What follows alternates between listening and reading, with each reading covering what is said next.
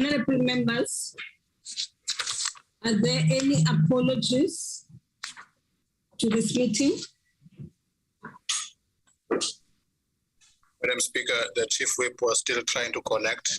So she's on the platform yet. She had difficulties. Okay. She has difficulties. Yes, ma'am, but we're trying to assist there. Thank you. Okay, thank you very much. Honorable, so are there any other apologies other than the fact that the Chief Whip is coming in late?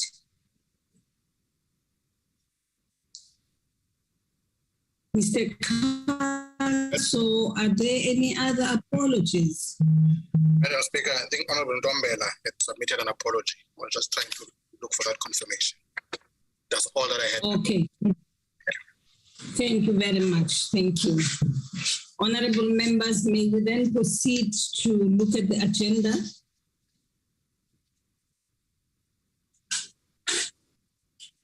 Are we happy with the agenda?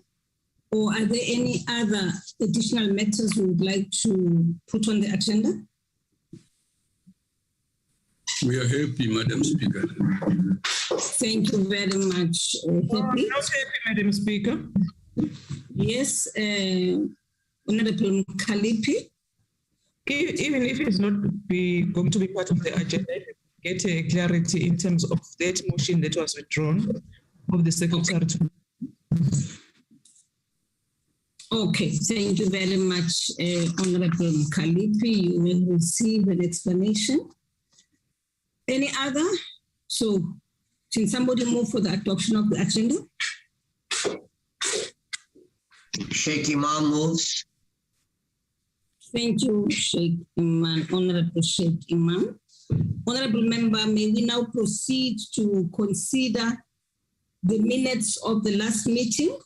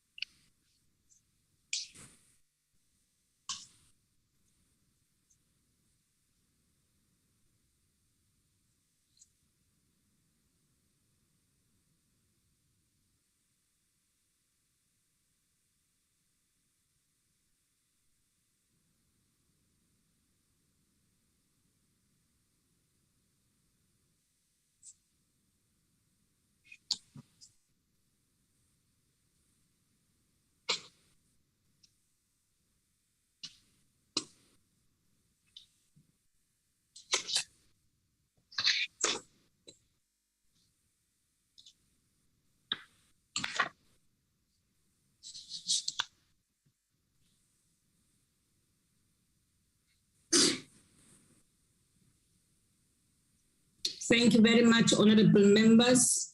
Are we happy with the minutes? Can someone move for the adoption of the minutes?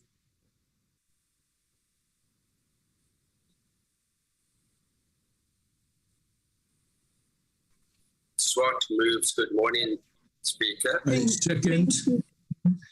Thank you, Honorable Swart, and Honorable Lechisa seconds. Thank you very much.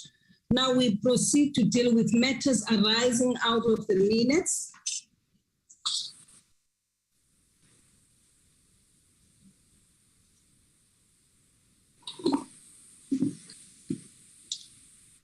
Now, one of the matters which I require the committee to brief us on, is there any other matter now arising on the matter of the Electoral Act?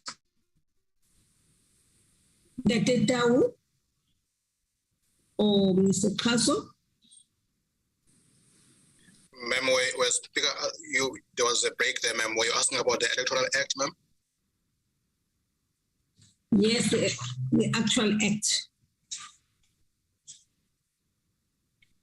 Or is it going to be presented again? Advocate that will present when we deal with committees, ma'am, except to just indicate still that the Constitutional Court has not yet made a determination on our request for extension. So the matter is still before the court, the Constitutional Court, but Advocate that will deal with what the committee is busy with at the moment. Thank you. Thank you very much. Honorable members, there is an item there on a matter which has just been raised by Honorable Mkalipi on the appointment motion which should have been moved yesterday. Honorable members, I am sure if you look at number 8 of the minutes, will you please go to number 8 of the minutes, page 3?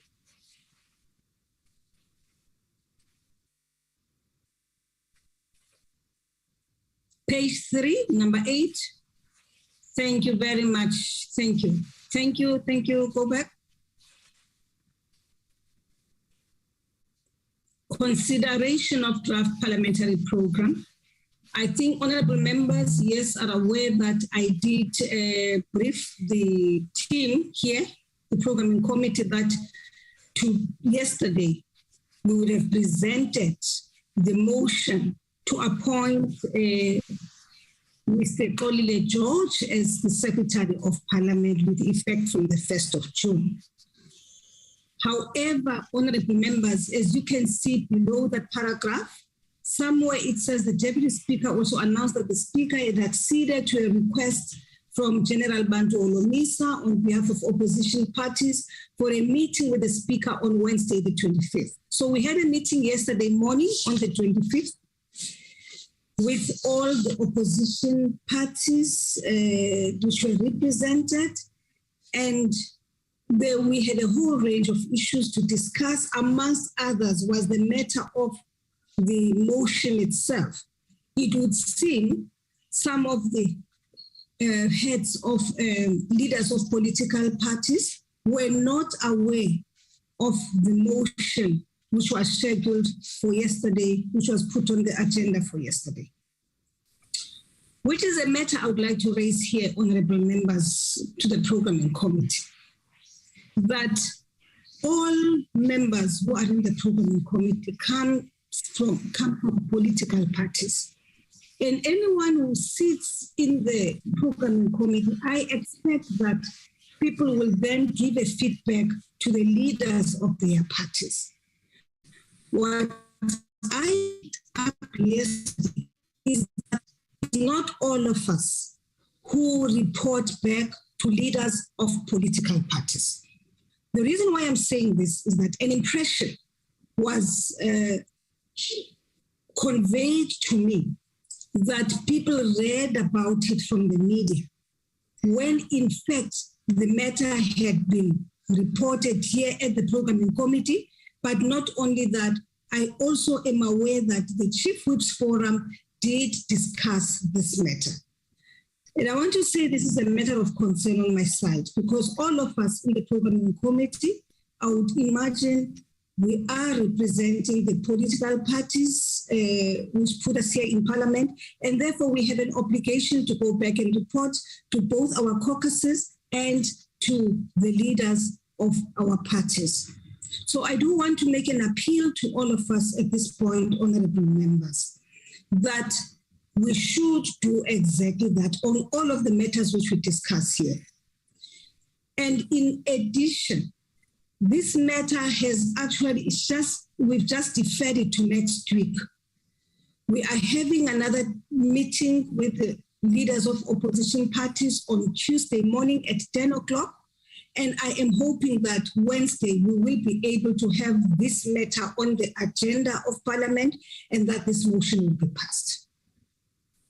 Yesterday, I decided that I defer the matter because it was clear to me that amongst political leaders of political parties, there was lack of information and that I needed to clarify certain things to them. Equally, in the panel which had interviewed Mr. George, may I just remind you that members who were part of that panel, again, were representing political parties. We are nonetheless, we've just decided to defer it to next week. So next week, I'm hoping that we will continue with this motion. I was just making that point, honorable members, and I'm making a plea to all of us that when we receive information at this forum, it's not all leaders of political parties who are part of the National Programming Committee.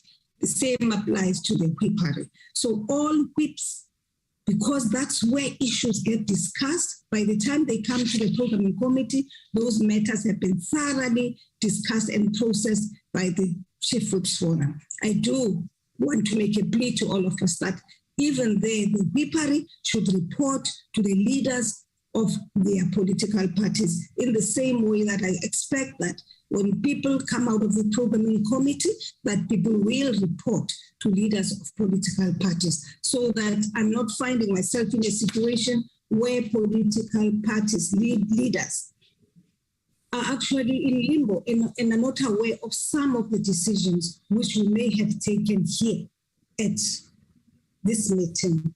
So that was Honorable Kalipi. In short, that is the reason why we deferred the matter.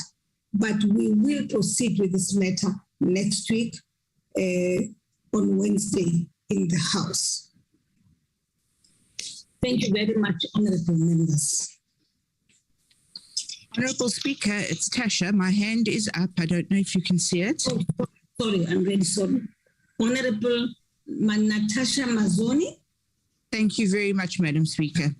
Madam Speaker, my leader was one of the leaders who was with you yesterday and who did not have all the information and required more information. I had a very long subsequent chat with my leader, and I've also had subsequent chats with leaders of chief whips of some of the other opposition parties. And the problem arises in this, Madam Speaker. Before you became Speaker, and this issue sat before the committee that did the we were still to receive information regarding the salary structure, regarding further information, and we were also promised a pack that we would get with the information of all of those who had submitted their CVs to the multi-party caucus. Now, that information was never received, and please correct me if I'm wrong, but I believe that not even yourself was aware yet of what the salary would be of Mr. Krulia George should he be the successful candidate elected next week on Wednesday. So I think that there was an element of confusion regarding what information was missing. Myself and Ms. Riwe Gwarube were waiting for that information to come through before we briefed our leader, and we expected that information to come through during the course either of the weekend or on the actual day of the meeting. But we still are none the wiser as to the salary expectations, the work expectations, and very pertinent information that we require to take to our caucus. So with the humblest of respect, Madam Speaker, I apologize for not having given my leader the information that you've asked us to make sure that they have. But we were genuinely waiting for further disclosures to be made so that we could make a decision as a caucus management once we'd seen the salary structure and also the term structure. So if that information could please be passed on to us as a matter of it will make it much easier for us, especially today, considering its caucus. We will be able to discuss the issue with a full caucus, not just the caucus management, and there shall be no issues going forward. But I've heard your plea to make sure that we report back timeously, and I will make sure that even if the information is incomplete, we will report back, and then our leader will be able to explain to you what information, in fact, is still required. Thank you very much. And also, Madam Speaker, thank you very much for giving them. Thank you, Honorable Mazzoni. If I may say, one, I am having another round of discussions with leaders of political parties on Tuesday, together with Ndate Masondo, chairperson of the NCOP. I will not allow for a situation where salaries, packages of of employees are discussed at a forum of the National Programming Committee. What is important here is for us to understand and appreciate that we have a challenge. We have not had a Secretary of Parliament for the past 5 years.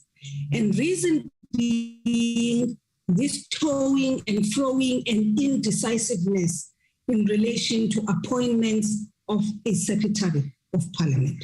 So if there's anything that has to be discussed with the political, with regards to the package and everything which shall have been agreed upon, when I meet with them next week, I will raise that matter at the meeting of the programming, at the meeting of the leaders of political parties. And if I may remind Honorable Natasha Mazzoni, you were represented in the panel which interviewed the Secretary of Parliament. You went through the CV, whoever represented you saw the CV, hence the recommendation and even the performance of the candidate. Hence the recommendation from the panel. It's not something that I woke up and sat and decided that this is who I'm appointing and this is the name I'm taking to Parliament. It is a recommendation of a panel which was established by Parliament. I just thought on some of the matters which you have raised, I need to clarify you a bit because you were here and I wasn't here, but I'm quite familiar with the processes at the time. I now proceed to invite Honorable Dr. Connie Mulder. Thank you, Honourable Speaker. Good morning, colleagues. Honourable Speaker, I was obviously not part of the meeting yesterday that you've had with the leaders, so I'm not sure exactly what was said. My view is that the concern is not merely the fact that some of the leaders are of the view that they were not informed prior to the motion coming to the House yesterday.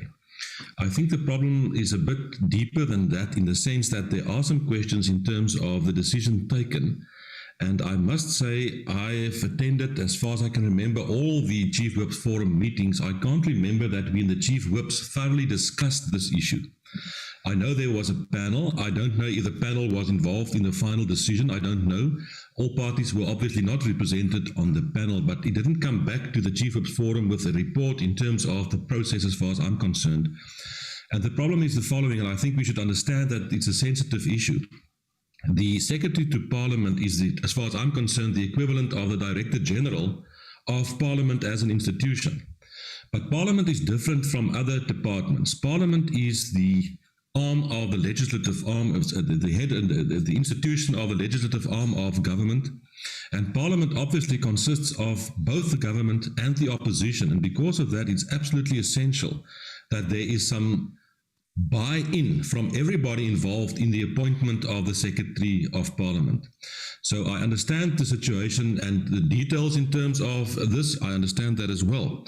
But even though the details of the contract, the salary package and all those things do have an impact, and I think there is a need that there is some clarity. We need a buy-in from everybody involved so that we can take Parliament to the position that it should be. Thank you, ma'am. Thank you, Honorable Mulder. Honorable Papo. I must say that I was surprised when the meeting was announced informally to us, because the announcement was made last week. No, this issue was never raised even in the NAPC last week. It was a surprise. We didn't know what the meeting was about when it was told to us informally. Now that we've announced it, is very funny because how do we work? I mean, even in the Chiefs Forum, issues are discussed. The dissent is not raised even there. Dissent is not raised in the APC. It's then quietly raised outside the structures. Meetings are arranged. And I also want to understand, should we have complete consensus on the appointment of the Secretary to Parliament or a Secretary to NA, Secretary to NCOP, things like that? Because I think that this kind of working, it creates a problem in terms of why do we meet in the Chiefs Forum? Why do we have an NAPC if issues are not raised?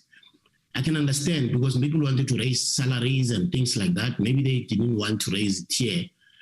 But at least in the Chiefs Forum, because it's a closed meeting, if there were concerns about these issues we are now being told today, and they were never raised even in a closed meeting, why do we have, because I thought in the Chief Whips Forum, that's where we raise issues, we try to agree as people who have responsibility to ensure that Parliament in the National Assembly runs effectively. But as you say, you're going to have a meeting. I'm just surprised that it happened this way. We have a Chief Whips Forum, and then it means that and the NAPC, if you look at the minutes, the announcement was made there. Not even a warning that we're going to request a meeting with the Speaker or the Chief Whips, just generally being informed, and people who sit there. It just creates an environment which is like an ambush kind of an environment. Thank you, Honorable Papo. You are correct to say it was an ambush, because when I went to the meeting, if I may clarify that this now that you're raising the matter, otherwise I would not have presented it here. I went to the meeting to discuss two things which I had been invited to discuss with the leaders, and that is one, the Mpati report and the processing of the Zondo report. But when I arrived at the meeting, there were 5 other items on the agenda, namely the oversight model, questions to the minister, matter of the appointment of the Secretary of Parliament, matter of the secret ballot, and then physical sittings of Parliament. So obviously, as the executive authority, both myself and Honorable Masondo attended the meeting. We then had to respond to the issues which were raised at the meeting. And of course, on the matter of the Secretary of Parliament, what really came out, honorable members, is one, that most of the leaders of the political parties were not aware that this matter would serve in the chamber yesterday. Everything else, the issues of the package and so on, were matters which were the last issues to come out as we were discussing the matter. The first issue was the principle that the matter had not been discussed with the leaders of political parties. And I therefore, when the proposal was made for us to defer the issue, I then requested the honorable members that if we defer it for a week to allow for that discussion on Tuesday between ourselves as the executive authority of Parliament and leaders of political parties. So that's where it is, honorable members, and I wish to close this item at this point on that note. Please, Honorable Speaker, our hands are up. Please, Honorable Speaker. Our hands are up, Honorable Speaker, because we don't want to be taken for a ride here. Okay, you will not be taken for a ride. Let me allow Honorable Natasha Mazoni, lower your hand. You've raised your point on this matter. I'm now allowing Honorable Wahube, followed by Honorable Majodina. Thank you very much, Speaker. I think Speaker, I'm the sponsor of this item, and my hand is also up. Honorable Speaker, Shaky Ma'am, and also Nessa Mama Kwangwa, please. Okay, you, Honorable Kwangwa. Allow me to follow the list which is here now. And I really want to make a plea that we do not have a prolonged discussion, honorable members, on this matter. I now allow you, Honorable Wahube, followed by Honorable Majodina, Honorable Lisuma, Honorable Mabayomzi, Honorable Singh. For now, those are the names I have. Then, of course, then there will be 3 other names below that. Thank you very much. Thanks, Honorable Wahube. Thank you very much, Speaker. I think the matter of the opposition party leaders is actually in the minutes of the past meeting. It was, to Honorable Papo's point, it was announced that the meeting was requested by Honorable Holomisa. And so I think it wasn't an informal announcement. It was in fact made here. But I think for the purposes, I've heard you, Speaker, and you narrating the issues around the meeting yesterday and the issues raised there. But I think that's for the purposes of moving forward. Now that the matter has been deferred for about a week, can I make a suggestion that while you will be meeting with the party leaders next week, that we just get an understanding, while you don't want to discuss some of these matters in the NAPC, I think that the chief whips at least have to get an understanding, because the people who were on the panel were simply told that an offer had been made and that it was thus accepted. There was still no clarity on what basis and on what conditions that offer was accepted by the said candidate. And I think if we are just to get that clarity as we head towards next week, then I think that the hurdle will be removed then, and we can deal with the matter in Parliament, and you can deal with the matter with the party leaders next week, Tuesday. Because at the moment, there isn't any clarity on, and there's competing reports that we can't unknow or unsee, Speaker, in the public domain about the fact that, you know, there's competing reports about what is actually happening with the offer and the acceptance. Thank you. That's all from my side. Thank you, Honorable Kwahube, and I want to repeat that I will not put the report here in this meeting of the programming committee. If anything, I would rather, if it is absolutely necessary for us to do that, take that matter to the meeting of the chief whips, or even wait for the meeting of the. I've never heard anywhere where matters of packages, this, that, why that, being discussed in the public. This is not my package. This is a package which belongs to a person who's being appointed in Parliament. And maybe later on, once we've agreed with all the negotiations and we've appointed the person, you may want to call on us to account for salaries which we give to all members of the Executive of Parliament. But one thing I did say is that we will, as the executive authority, we will not act irresponsibly. We will not act irresponsibly.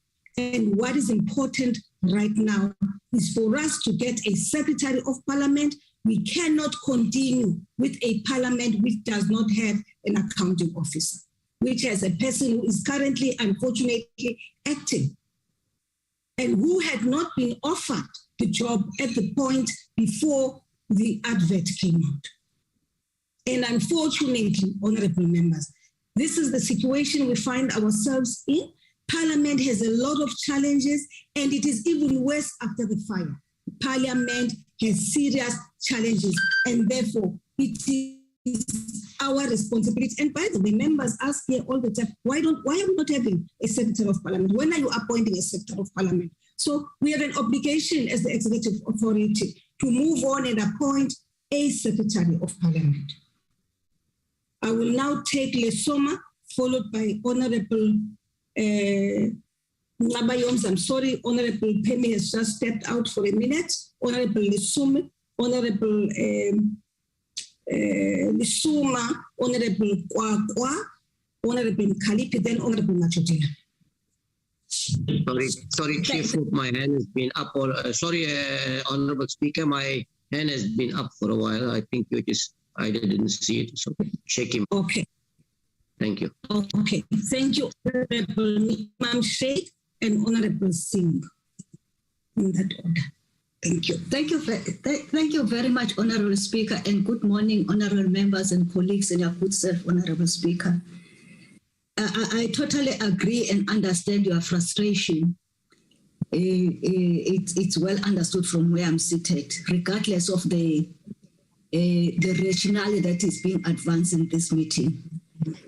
Chair, Honorable Speaker, we agree that the matter was announced as an announcement, but the details were never finished. That in terms of the various political party leaders will have a meeting with them, which is within their, even Honorable Holomisa, within their rights to do so, time to engage with the EAs, which is very progressive.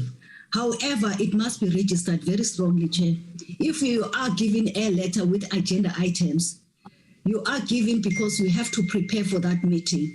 But if there are additional matters, then it becomes a different story. I watched the interviews of the constitutional judge, and there is something that if I'm going to raise other issues that are personal, although this one is not personal, I'm just making an example of this one, you should have been given an opportunity to be aware so that you can prepare yourself in terms of responding, so that you don't contradict yourself in the near future. I'm raising the issue of that. The shopping list that you were given in a meeting, you were not finished with. Secondly, Chair, the parties that were represented in the interviewing panel, I don't, and I guess we don't need to get the details how they conducted their interview processes because they had enough support and all that. But no one in this meeting now using this opportunity that says that they were denied the right to say moving forward in terms of when the preferred candidate is confirmed, and then they must also be given information in terms of the packages and all those things. And I don't think we are going to start it today. We're in the Chief Whip's Forum, even in this platform, discussing those issues. And I'm saying for me then, we must follow be clinically thorough in the processes when we adopt the processes, and then don't change in the process when the final process has been finalized and it's about to be implemented. Then you raise and you advance other issues. For me, where I'm sitting, Chair, it says they're demanding that we must fill up all the critical vacancies, but they will put brakes when we're about, because they will raise any other issue so that we get humiliated and embarrassed that we are not decisive, we are not implementing and taking the operations and the management of Parliament seriously. This position is very important for me, Chair. And I will request that you do what is right and we fill this vacancy as soon as yesterday. The very last one, Chair, is that I'm not too sure what members are doing here.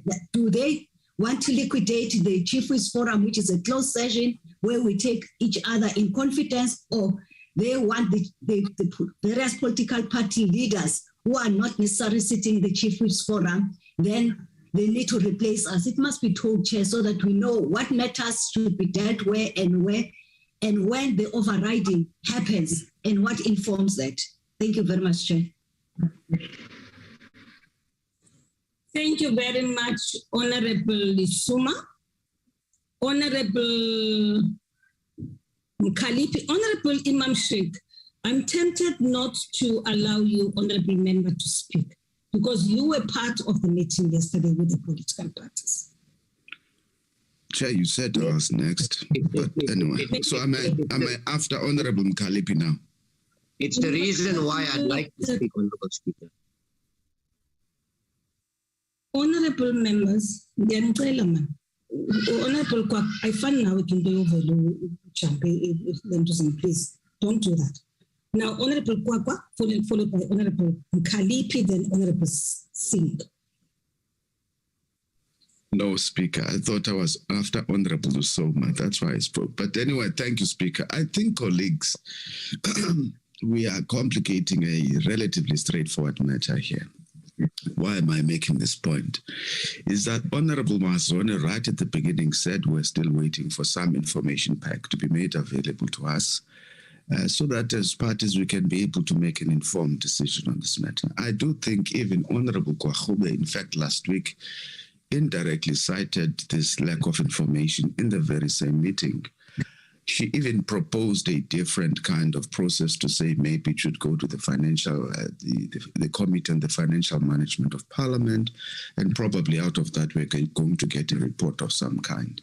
We do need to be brought into your confidence, because there's no way, for an example, that we can be blindsided on issues that have to do with the conditions of service, even in that closed meeting. that relate to the appointment of the Secretary to Parliament. As people who are part of the political leadership of Parliament, and as people who are members of Parliament, we should be brought in to take it into your confidence rather about every aspect, including the ones that we're not going to agree upon, because sadly, we're not going to agree on everything unless we feel that whatever is being proposed and put on the table meets our requirements. So the point I'm making is, yes, perhaps what we require is to, as a suggestion, maybe we should ask the chief whip of the majority party to convene a special chief whip, because if we're scheduling, it's going to be scheduled for next week, Wednesday.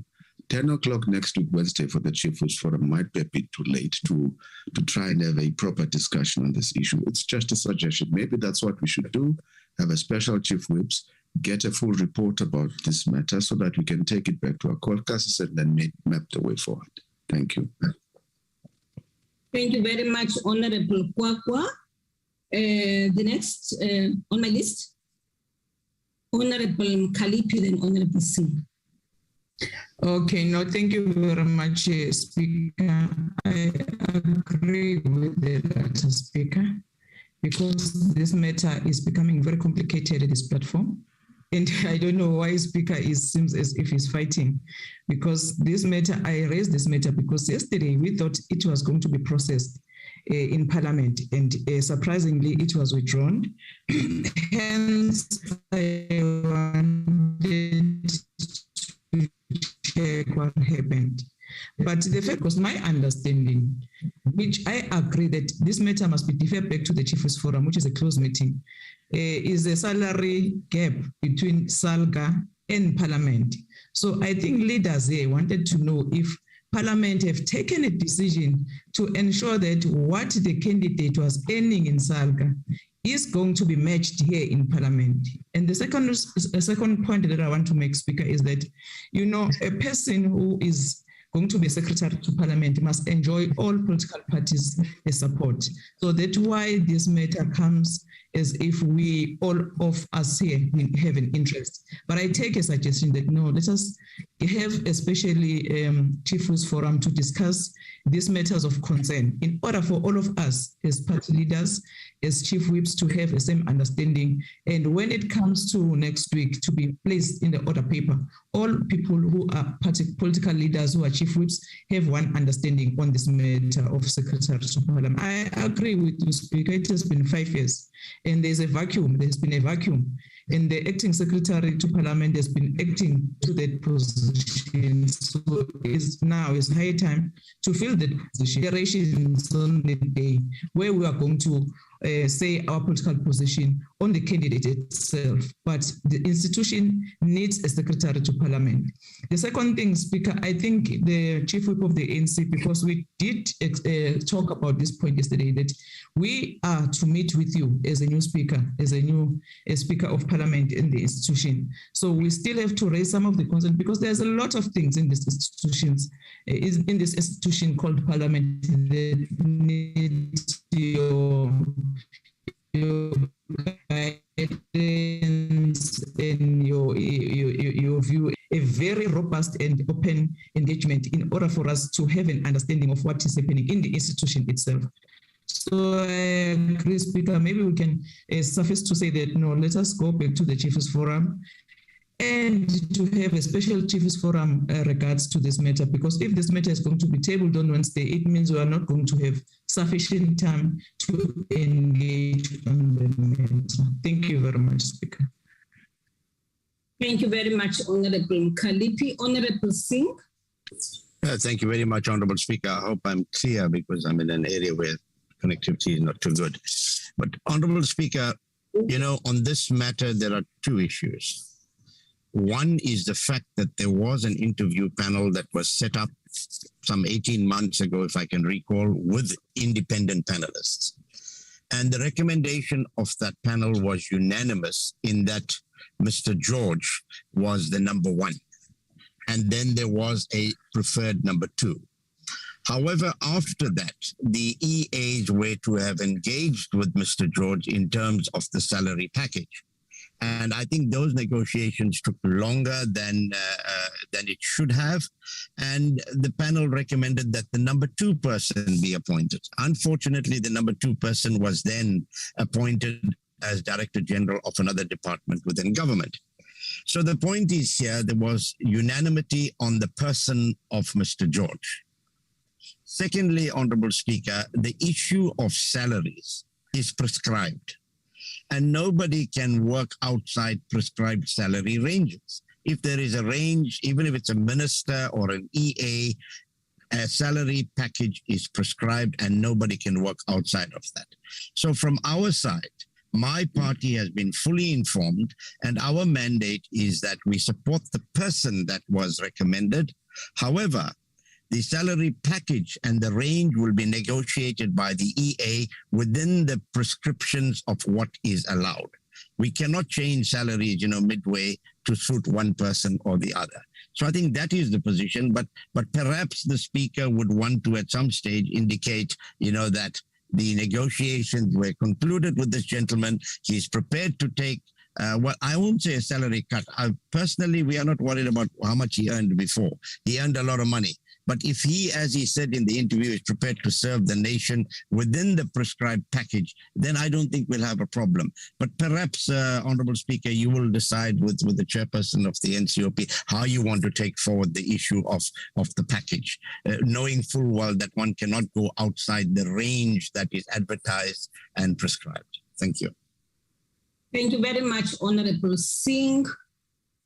Honorable Imam, then last Honorable Machotina. Honorable Imam, I've really taken note of the fact that you were part of the meeting yesterday.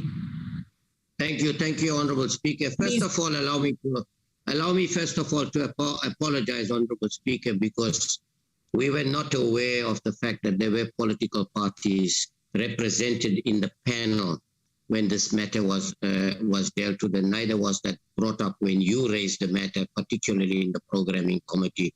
So indeed, I think it is the responsibility of those on that panel from respective parties to take it back to their parties. But again, it highlights the plight of smaller parties like us. When we don't have representation there, we never know. And even if we sometimes have a representation, we're not informed. That's the difficulty I think we're having.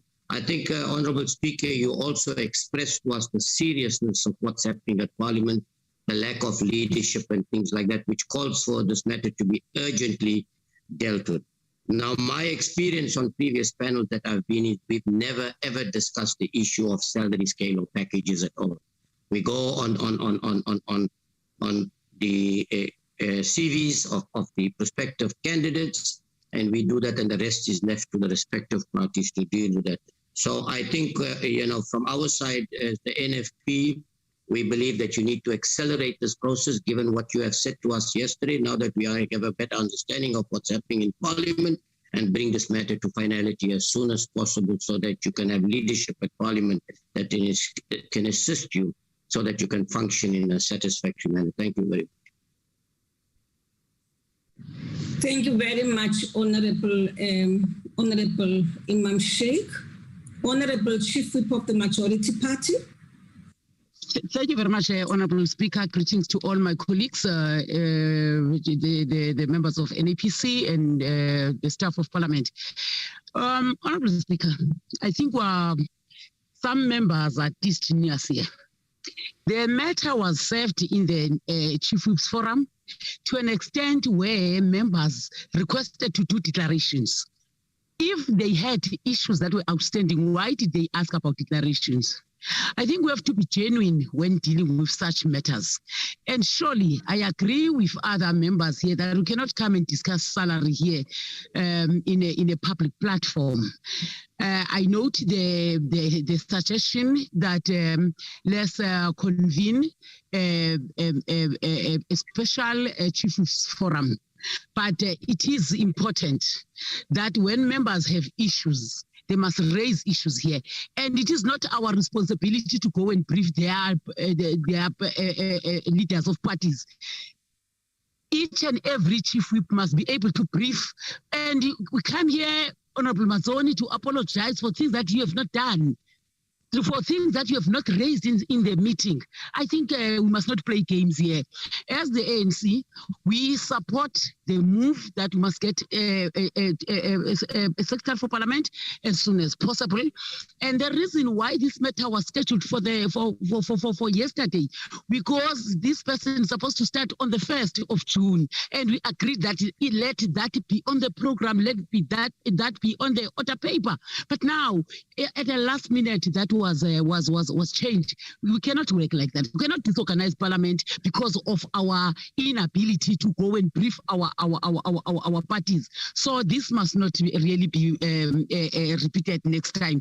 Let's engage in a closed session and raise our issues as we usually do, and find consensus or not, and take the matter, if we are to take the matter to the House and vote. We have been doing that. We are going to do that as well, even on this matter. I support Honorable Singh that really we cannot come and discuss each and every detail. Why did we have a panel then? If we want to discuss each and every detail in the NAPC for that matter, it is just unfair. Thank you, Speaker. Thank you very much. Thank you very much, Chief Whip of the Majority Party. Honorable members, we've now come to the end of this discussion, and this matter will be taken forward. I will continue to interact with the leaders of political parties on Tuesday, and it is my, I'm hoping that on Wednesday, this matter will be on the order paper of Parliament. And if needs be, as has been raised here, the Chief Whip of the Majority Party may want to convene a special meeting of the Whippery, and I have no say on that matter, but she may as well take that decision as proposed here. I thank you, honorable members. I've listened to all of you, and I've noted the concerns raised. Honorable members, we now proceed to deal with the next item on the agenda. And that item, we were dealing with matters arising on the minutes. Is there any other matter arising out of the minutes which requires our attention?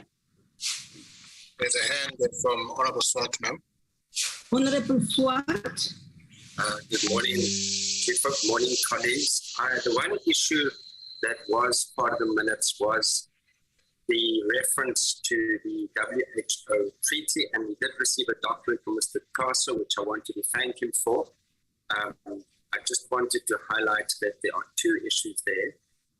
So I don't know, Speaker, if you'd allow me to continue on that very briefly, because I know our time is limited. Yes, it is a matter arising, Honorable Swart. You may comment on it.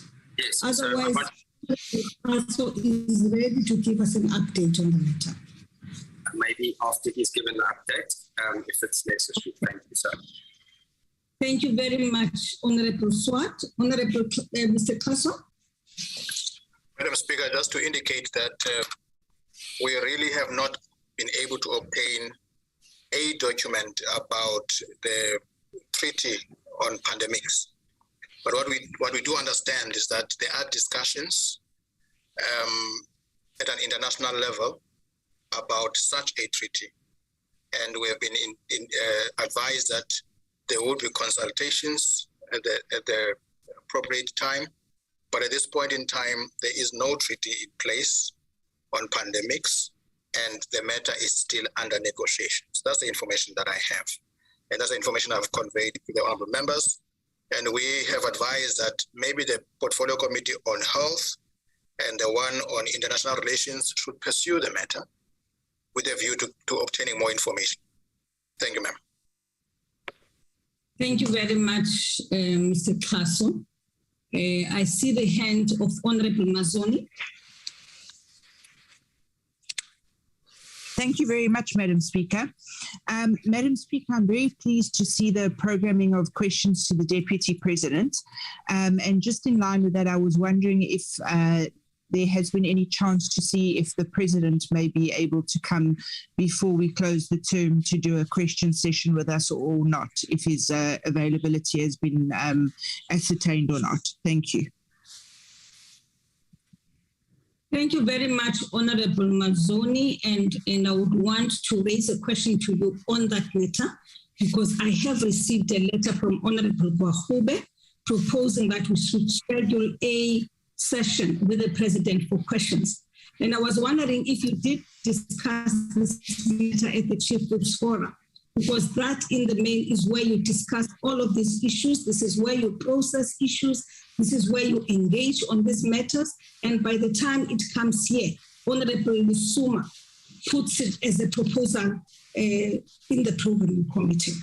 Now, when I received the letter from yourselves, I got very confused, because I would have expected that by the time you write to me, the matter has been discussed.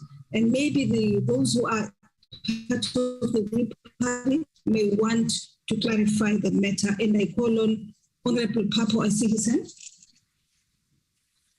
You see, this is what I was talking about, where we have a discussion, people keep quiet in the Chiefs Forum. They then initiate a parallel process. For example, this matter of the president is not a matter rising. It's now raised as a matter rising. We're not even discussing the program. We have not yet even started discussing the program. The second one on matters raised by Mr. Swart, the World Health Assembly has just met. We don't even have resolutions of the World Health Assembly. There is no treaty in place. If you look at the detail of the minute, it's an anticipation of something which is going to happen. There is no discussion, resolution. We were saying we were going to consult the minister and check where things are. The sense I get is that it was like a preemptive strike on the matter. It's put on the agenda so that I don't understand how this is working, you see, because if we're going to continue this way to ambush each other in the NAPC, we're going to have a problem even on how the functionality of the Chief Whip's Forum is going to be. That letter, we were told about it yesterday in the Chief Whip's Forum, about that matter. It's a problem, but anyway, Mr. Kaso has explained it because the whole content of the minutes about that issue, it was hinged on the World Health Organization meeting, which had just happened recently. We don't have the resolutions and so on. But I'm just appealing that we need to when we're in close meetings, let's take each other into confidence and not ambush each other through the NAPC. Thank you very much, Honorable Papo. Honorable Lisuma, followed by Honorable Boroto. Thank you very much, Honorable Speaker. I think when we adopt the agenda, we must try our level best to locate our issues that we want to raise on the specific agenda item. What Honorable Mazzoni is raising, we were intending to talk to it when we were presenting the program, Honorable Speaker. Reason because it was raised also yesterday. And unfortunately, it was raised in a very unusual way about the letter written to you, and we're expected to respond to the letter that was written to you. My plea is that let's go to the when we're dealing with the program, we deal with it. Why I'm saying that, without also repeating myself when at the time I will be dealing with the program, is that the matter of the president, because we are also the public is watching this meeting, we must explain on record once more. It has been raised when we were dealing with the second quarter program, which is about to finish now. And it was reported that if you look at the program, the president, when we're dealing with the budget, he will be appearing before the House. We will, when we deal with the third quarter program, scheduled the appearance of the Honorable President, informed by due processes in terms of the availability of the dates, which means then in the next quarter, the President will also be appearing in the House in a nutshell more or less twice. And it was well understood. It was, if you go to the minutes of the Chief Whips Forum, which is not part of this meeting here, you will see those engagement. Even I think it's the third minutes of this committee also. If you go when we're presenting the programming, such a draft program before this committee, it was lifted up precisely on that score. And nothing has changed. I'm not too sure what makes now to be an issue and an impression created that we don't want to schedule the president to come before the House. Thank you very much. Thank you very much, Honorable Lisuma. Honorable Muroto. Thank you. Good morning, Speaker. Thank you very much. Speaker, I'm just worried about the approach that the DA decides to take on this programming committee. We know our mandate as a programming committee. Why is it that there should be matters that are not supposed to be here that are being raised here? Some of the things really is just a waste of time. I've been covered by both Honorable Papo and Mam Lisuma. Please, let's not do that. It's not right. Thank you very much, Honorable Muroto. Those of you who have spoken, will you please lower your hands because I get confused because they remain on the system here.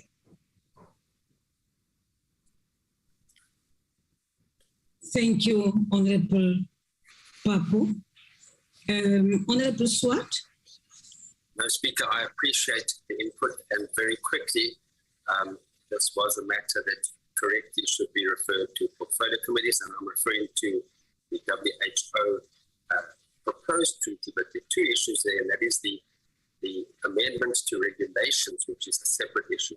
So I abide by the meeting's decision that this should be looked at in an appropriate time in terms of Section 231 of the Constitution. Thank you. Thank you very much, Honorable Swart. Honorable Kwahube. Thank you, Speaker. I think there are now two issues that are being discussed at the same time, but nonetheless, the letter that I'd written to you has now been made reference to. And so I just want to clarify something, that the letter that I've written to you clarifies very detailed that while the president may be coming to the House in order to do the presidency budget vote, Rule 140 of the National Assembly rules states that the president should appear for oral questions in the House once a quarter. And that matter falls firmly within the ambit of the programming committee, which is to essentially determine the program of Parliament. That's why I've written to you to request that, in fact, we satisfy that rule by including a question session to the president. I'm not sure how other accusations are coming out of that, but that is my view, Speaker. And if you could either just make a ruling on that or at least let me know what the situation will be. Honorable Kwahube, the matter which I have raised here, which has been raised by other honorable members as well, is that it is important that when issues are discussed at the level of the Whipari, which you are part of, that issues are raised there and that the matters are discussed and processed and agreed to. I know that the Whipari is not a decision-making process, but it is a body which is there in Parliament consisting of all political parties, which has a mandate of processing issues for purposes of finding one another before matters are even presented to the programming committee. And that is all I'm saying. I have not responded to your letter because I've noted that you are raising a matter which in fact should have been finalized and discussed by the Whipari. And I hear members of the Whipari now responding to that. I will now wait for Honorable Lisuma when she presents her program, the program which you've agreed on with Chief Whips, to then talk to the matter. And then we will finalize that matter at that point. Honorable Kwakwa, followed by Honorable Warrenhoff. No, Speaker, let's wait for the program, the item to be discussed on the program. We'll engage it as you propose. Thank you. Thank you very much, Honorable Kwakwa. Honorable Warrenhoff, Thank you, Speaker, and thank morning colleagues. I'm covered by your remarks that you've just made. It's safe to say that the NA program for the second term has been discussed and approved and agreed to by this very programming committee, as well as the Chief Whips Forum. I agree with your view. Thank you. Thank you very much, Honorable Wolf. Honorable members, are there any other matters? We are still under matters arising from the minutes. Are there any other matters arising from the minutes? If there are none, shall we then proceed to may I invite the committee section, Advocate Dow, to present his... Thank you, Madam Speaker, honorable members and colleagues.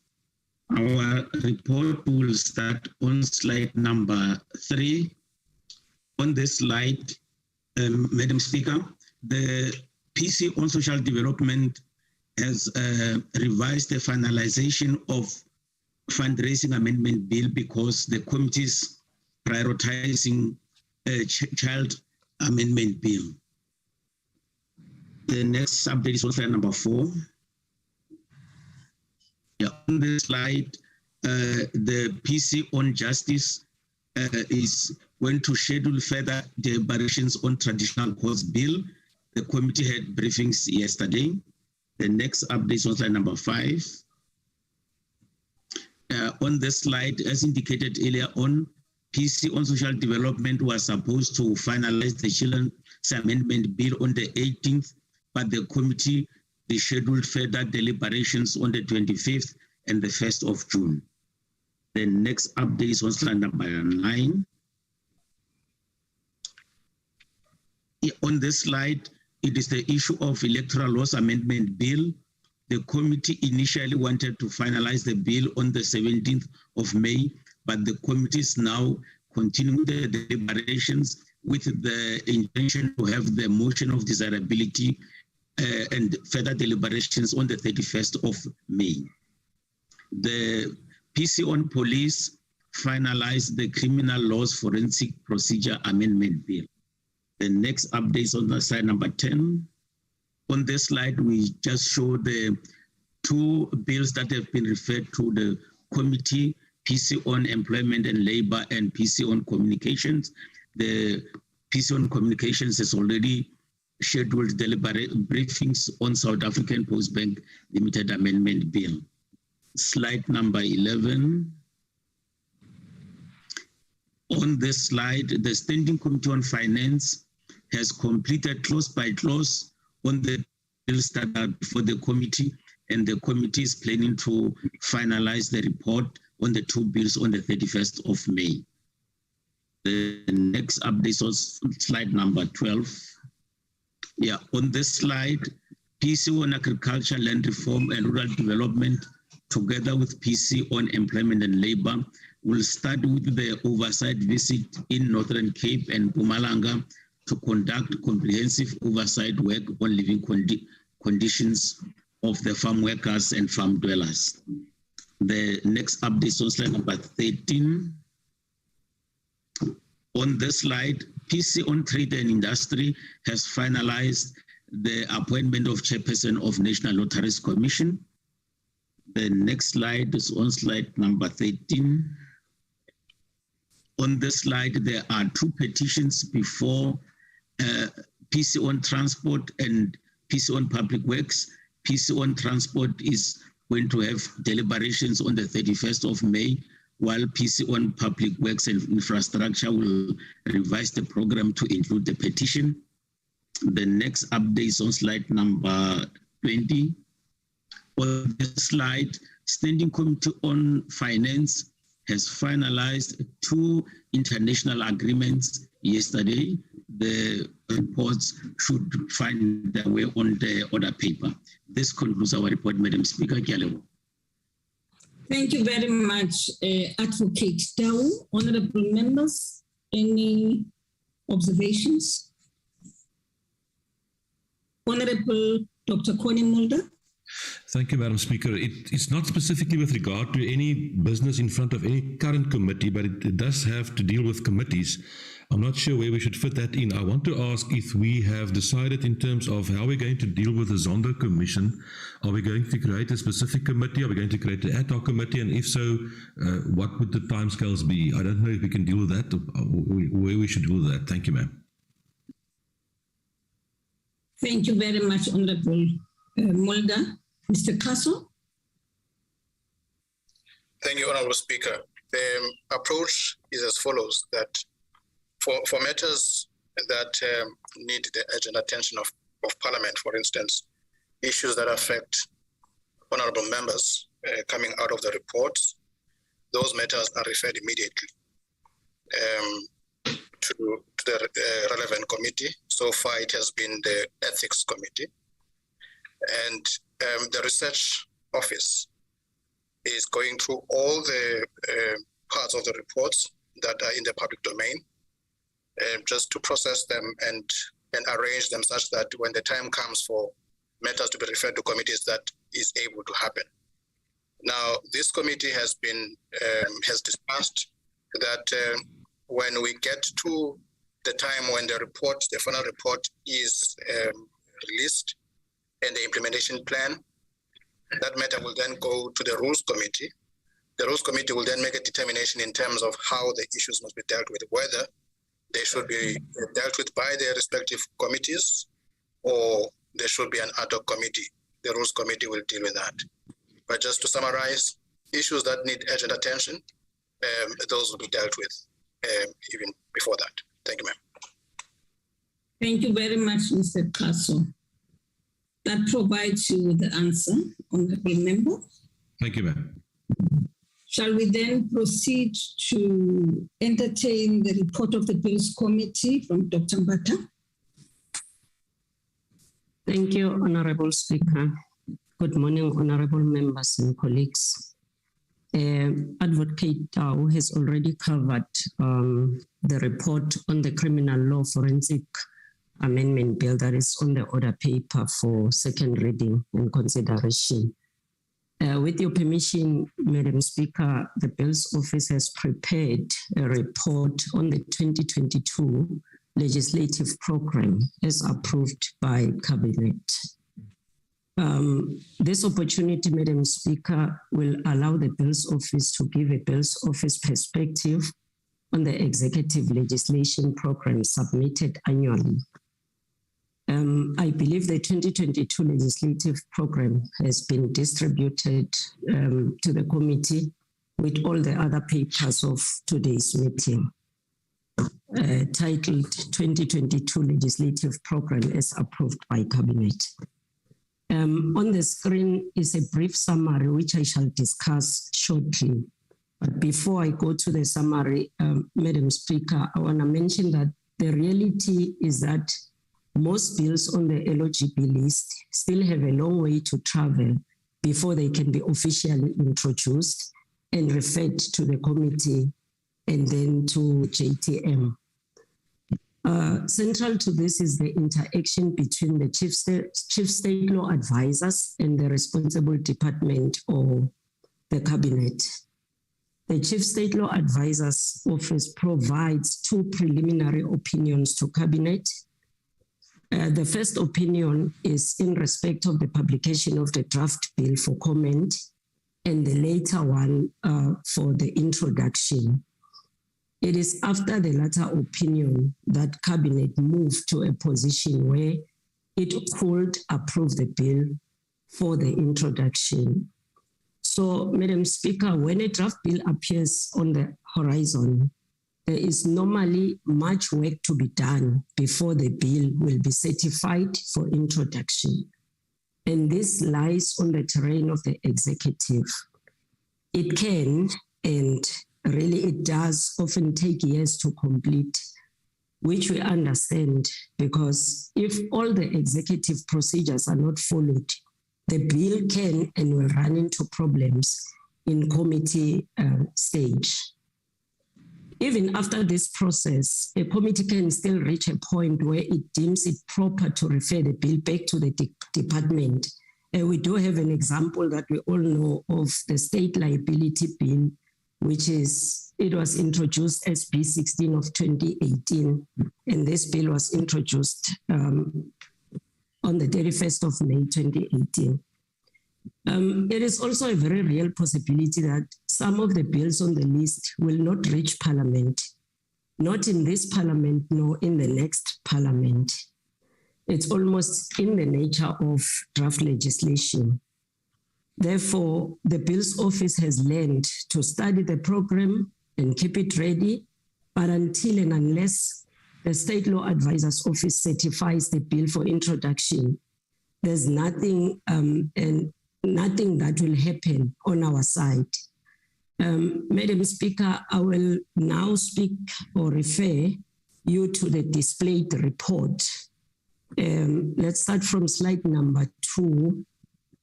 On slide number 2, it contains a breakdown of the legislation per portfolio.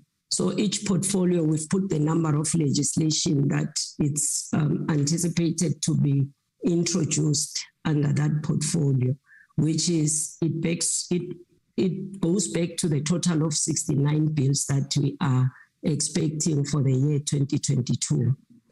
The next slide, slide number 3, shows the 7 annual finance bills that are introduced in February and in October.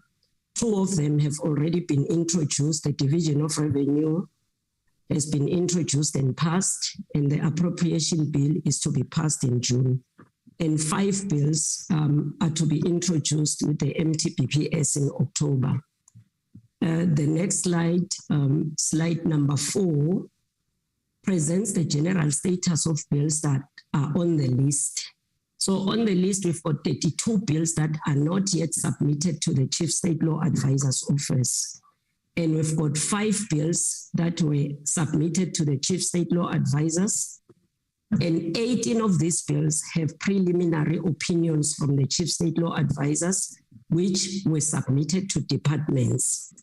And then, Madam Speaker, it is important to note that the fact that a draft bill identified as priority does not mean that it will indeed reach Parliament within the time frame predicted, or sometimes not at all.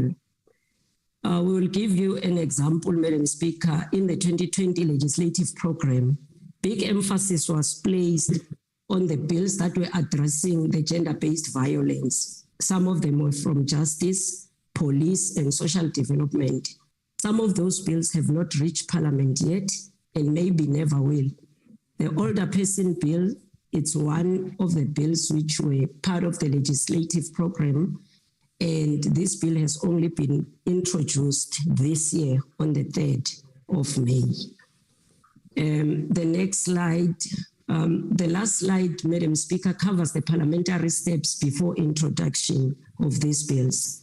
So the first step is Cabinet approval and the JR 159 compliance. This rule informs Parliament on a bill approved by Cabinet and allows committees to work out a program and develop a position on the bill. And the next step is the Gazette Notice of Intention to Introduce, which is NA Rule 276.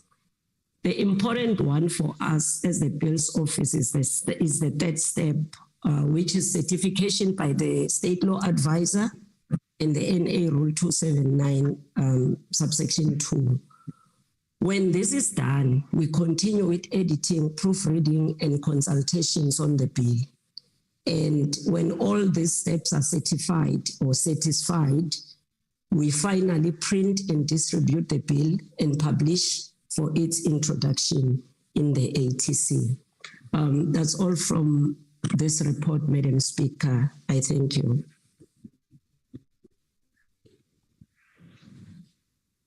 Thank you very much, Dr. Mbata. Honorable members, are there any comments? I see the hands of Honorable Papo, followed by Honorable Singh. Speaker, my suggestion is that the issues with, if in your engagement with the Bills Office or the Secretary to the NA, the issues which the Bills Office have raised, you agree with them, they can be engaged. You can engage them with the leader of government business so that the process is smooth. Because I saw there was an engagement between the Bill's office and our office in terms of the officials there. But some of these issues, if Mr. Kasu has explained them and think they're critical and important, you can then engage the leader of government business on them so that they are taken up on the understanding of Parliament, so that the issues of clarification of exactly when those bills will come in, where the process of each bill is understood.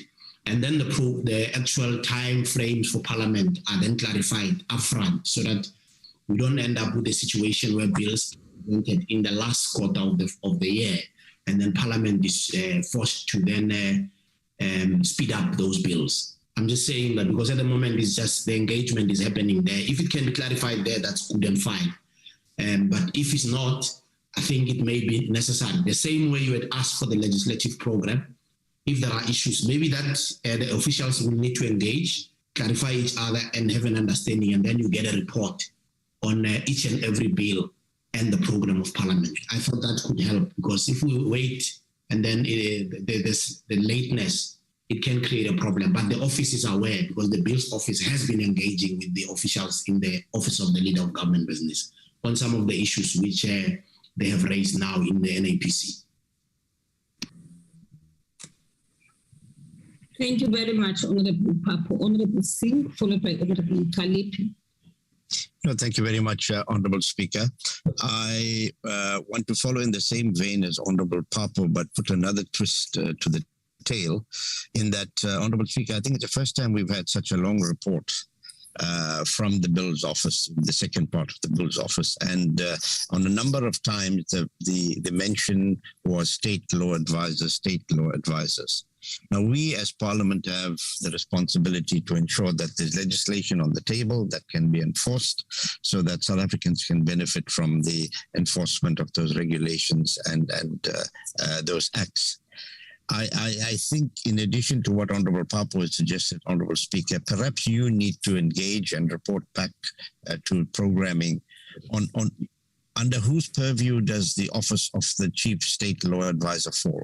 Is it under the executive? Is it under the Department of Justice, et cetera, so that we can have a more informed debate on these delays? Because, for us to be hearing that legislation could take years and some...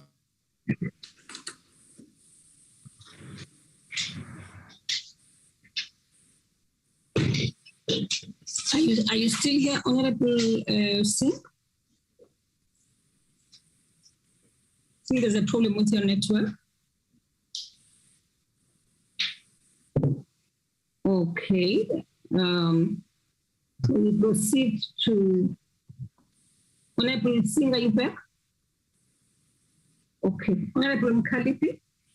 Thank you very much, Speaker. I just want to have an interest in terms of the clarity where Dr. Mbata is talking about some delays on the bills such as GPV from justice and from police. I didn't hear correctly what he's saying, because our interest here as members of Parliament is to see those bills becomes the law in order to intervene on the scourge of the GPV that is taking place in the country.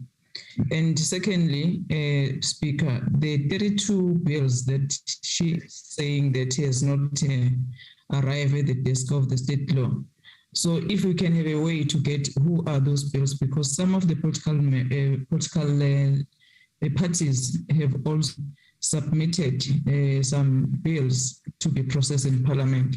And the time frame of all these processes, if we can also be helped with to be clarified, in order for us to have a track of what we are also doing as parties, as members.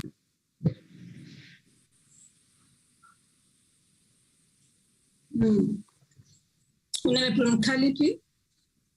Okay. Honorable Lechisa. Thank you very much, Madam Speaker. I thought the Dr. Mbata's presentation contains what I think today is material for member induction continuing education material, including public education material about the lawmaking process. But also it includes material that's relevant also for not just as Honorable Papo says, of enforcement, but of evaluation of the impact of the legislation that we pass.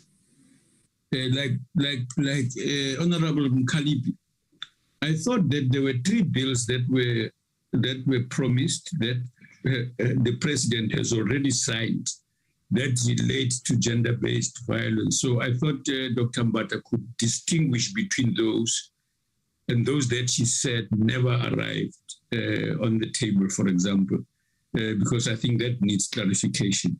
So I'm suggesting that she, with public education, must reduce this material for purposes of induction, for purposes of public education around lawmaking. And these are areas that I know some public school, what are they called, governance schools are interested in educating some of the people who are working around law. It contains very helpful material that we can produce and collaborating with parliamentary communication services. So I'm recommending that we'll follow it after this meeting. Thank you, Madam Speaker.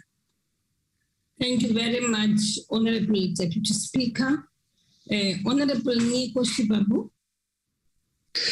No, thank you very much, Speaker. I think we should take note as Parliament that there is something fundamentally wrong with the legislative process that has just been presented now, because the presenter keeps on saying that there's certain legislation that will never ever arrive, and there's certain legislation which is being delayed due to the state chief state law advisor. And the chief state law advisor is basically and essentially the law firm or the legal advisor of the executive. And I don't understand how we get to have Parliament dependent on the executive. And that is the anomaly which has actually defined Parliament majority of the times. I think post-1999, where majority, if not all legislation that is discussed in Parliament is introduced by the executive. That as members of Parliament, we just comment and then the executive says, no, this is a final and everything else after study groups of the ruling party, but no, let's just go ahead with it.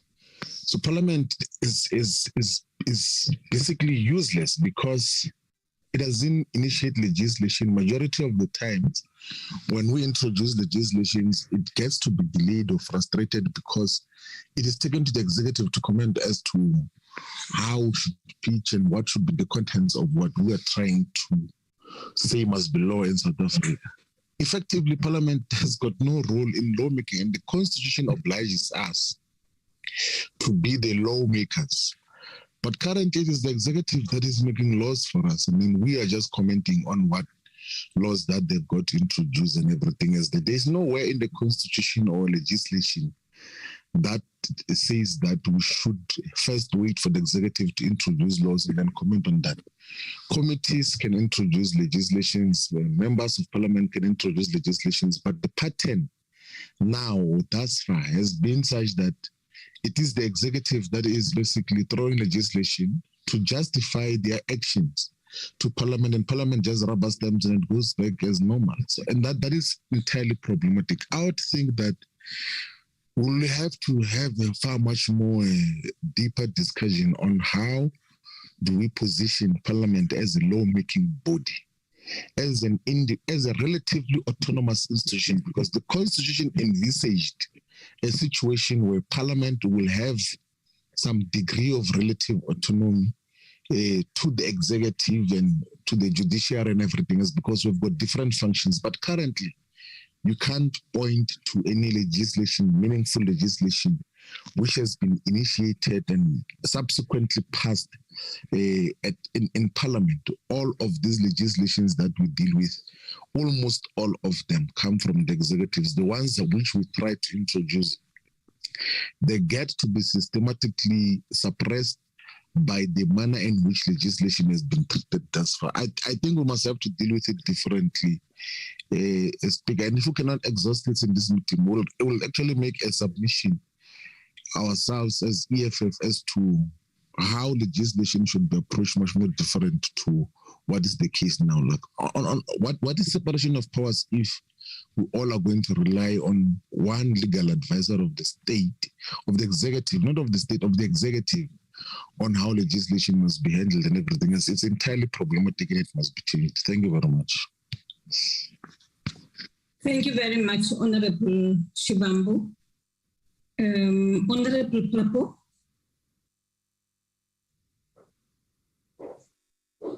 As I hear what Member Shivambu is saying, lawmaking in any parliamentary system is not a neutral process. There is a governing party with its own policies. Through its executive, it actually presents policies through bills. So even if there are members' bills, those bills come from a particular political perspective. So to present a view that lawmaking is just a neutral process where members can just develop private members' bills, which many of them come from political parties, is not actually a fair representation of lawmaking. We are represented in Parliament through political parties, even if we're MPs. Political parties have their perspectives, which are reflected even in those members' bills. So that presentation he's saying is going to make, it's very interesting.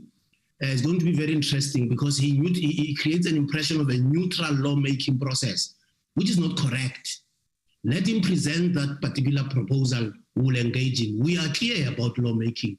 It's not that they were not aware. There are politics in lawmaking because we are represented through a PR system in Parliament. I'm interested to engage that discussion he wants to present and then even talk about the private members' bills which have been presented, which represent political views of various parties, including EFF views on some of those private members' bills.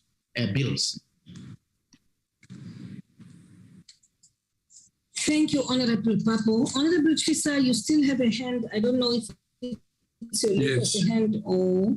No, it's a new one, Madam Speaker. Okay, Thank you very much. No, Madam Speaker, I was saying that I agree that perhaps the lawmaking process be discussed, that the EFF presents their view of the process, but it is incorrect to suggest that Parliament is useless. It is incorrect that legislation that comes to Parliament is agreed to wholas bolas. The reason we have the requirement for motion of desirability is to hear the political argument for the legislation and whether indeed we agree with it. The executive has been told to go and change the law, even if it came and was accepted by the chief state law advisor. The reason is for providing assurance that what is being brought here has satisfied certain requirements and certain criteria. But it does not in and of itself represent a correct version of things. Parliament must itself undertake its own consultation. This is why the Constitutional Court has said it does not mean because it was consulted by the executive that's adequate. Parliament undertakes its own consultation and members have amended various pieces of legislation to make them consistent as, amongst other reasons, to fulfill the expectation of the parliamentary process, which is based on multi-party, but the majority makes decisions, broadly speaking, of political parties and of members. So I think it is important to recognize that part. And part of the reason I was suggesting this lawmaking process is important, Madam Speaker, is precisely even for us members to understand the process fully on an ongoing basis, because otherwise we communicate and convey wrong impressions about the lawmaking process. Thank you. Thank you very much, Honorable Deputy Speaker. I hope that is understood, and that maybe if there is a need for a further engagement on the matter as proposed by Honorable Papo, that will be brought forward, and maybe we can use the Chiefs Forum to engage on the matter. I'm sure that you all agree, and if it is agreed, honorable members, so that we clarify one another and clarify the issues which have also been clarified here by the Honorable Deputy Speaker. On that note, honorable members, I've raised my hand, Speaker. I've raised my hand again. Okay, I don't want a dialogue, Honorable Shivambo. Yeah, it's definitely not a dialogue. It's definitely not a dialogue. But the fact of the matter is that we have, as the EFF introduced, presently more than 20 different legislations, and the administrative capacity of Parliament to give proper legal advice and meaning to that has been lacking. And they did write to us that we do not have the enough capacity to do so. We have to rely on the executive's legal advices in terms of what happens. And I then kept on asking as to where then do we separate these powers if everything else that we say should be legislation has to depend on the legal advice and the drafting services and legislative drafting services of the executive. There is no separation of powers. It's of course convenient for the ruling party because you think that in Parliament you are leading and then in the executive you're leading, then you just then blur the line which was purposefully created, that Parliament should pass legislation, the executive of course must be overseen through that particular legislation. And that doesn't preclude the legislation introducing some legislation, but it can't exclusively be the legislation that introduces legislation in South Africa without Parliament given the necessary capacity and space to introduce and engage on legislations. When was the last time a committee bill was introduced and adopted in Parliament? When was the last time a private member's bill was introduced and adopted in Parliament? All the legislations come from Pretoria, and few minute changes are made on those legislations that they go back almost wholly as they were introduced in terms of what happens. And that doesn't, it erodes the purposeful intention of separating the three institutions of the judiciary, the executive, and Parliament. And those are some of the things. And of course, as we've committed, we will provide a far much more deeper critique of the current framework and practices and manifestation of lawmaking in South Africa and illustrate the fundamental flaws that define it because of the triumphalism that defines the ruling party, that thinks that because currently it's in office in both sides, it can do as it wishes. And because of going to a different trajectory, we might need to take a different approach of lawmaking so that we have got a far much more balanced system. Thanks. So what is your proposal, Honorable Shivambu? Madam Speaker. I think, Speaker. Honorable Shivambu, can you put a proposal so that we can... the proposal is that we can either in the next meeting or the meeting after next, we can then submit a submission in terms of what we think should be the role of Parliament in lawmaking. And then, of course, we'll provide a scientific data critique of what has been happening with legislation up to so far. And then we can present a framework in the next meeting or the meeting after next. Okay, I'm not sure, though, that we can have that kind of engagement. Because that, to me, what you are raising, in fact, is the kind of engagement that sort of That's more like a workshop, workshopping one another and engaging until we agree on the matter. So I do want to propose that the party deals with the matter, or that we agree on a day when we will have just that item on the agenda for a discussion amongst ourselves so that we clarify one another on the rules. Is that okay, honorable members? Are you satisfied, Honorable Shivambu, with that proposal? No, that's fine. We can have that, and you can actually even request the legal office in Parliament to come and present the statistical data of the laws that have been passed as to who originated them and the number of private legislations which we have taken to the legal office which couldn't be processed on time, so that we've got the exact data. We don't even have to give that. The legal office in Parliament can provide that, and then we'll speak ourselves in terms of what are the proposals moving forward. Thank you very much, Honorable Shivambu. Honorable Kwakwa. And I'm covered. I'm covered, Speaker. Sorry, I'm covered. Thank you. Thank you very much, Honorable Kwakwa. Honorable Buroto. No, thank you. Awaiting what the EFF will be presenting, can we separate it from the programming committee? As the Deputy Speaker, when he started to speak, he spoke about the trainings that should be scheduled. I think that is a separate matter. We can't discuss it on this programming committee. Thank you.